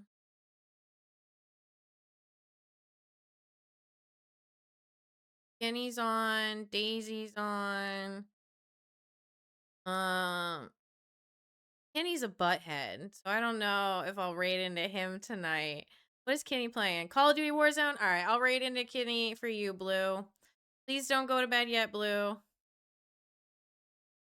I hope you guys have a safe and wonderful night. I will be back this weekend. Oh my god, Kenny's about to get owned. Oh, what a nerd. All right, bye everybody. See you soon.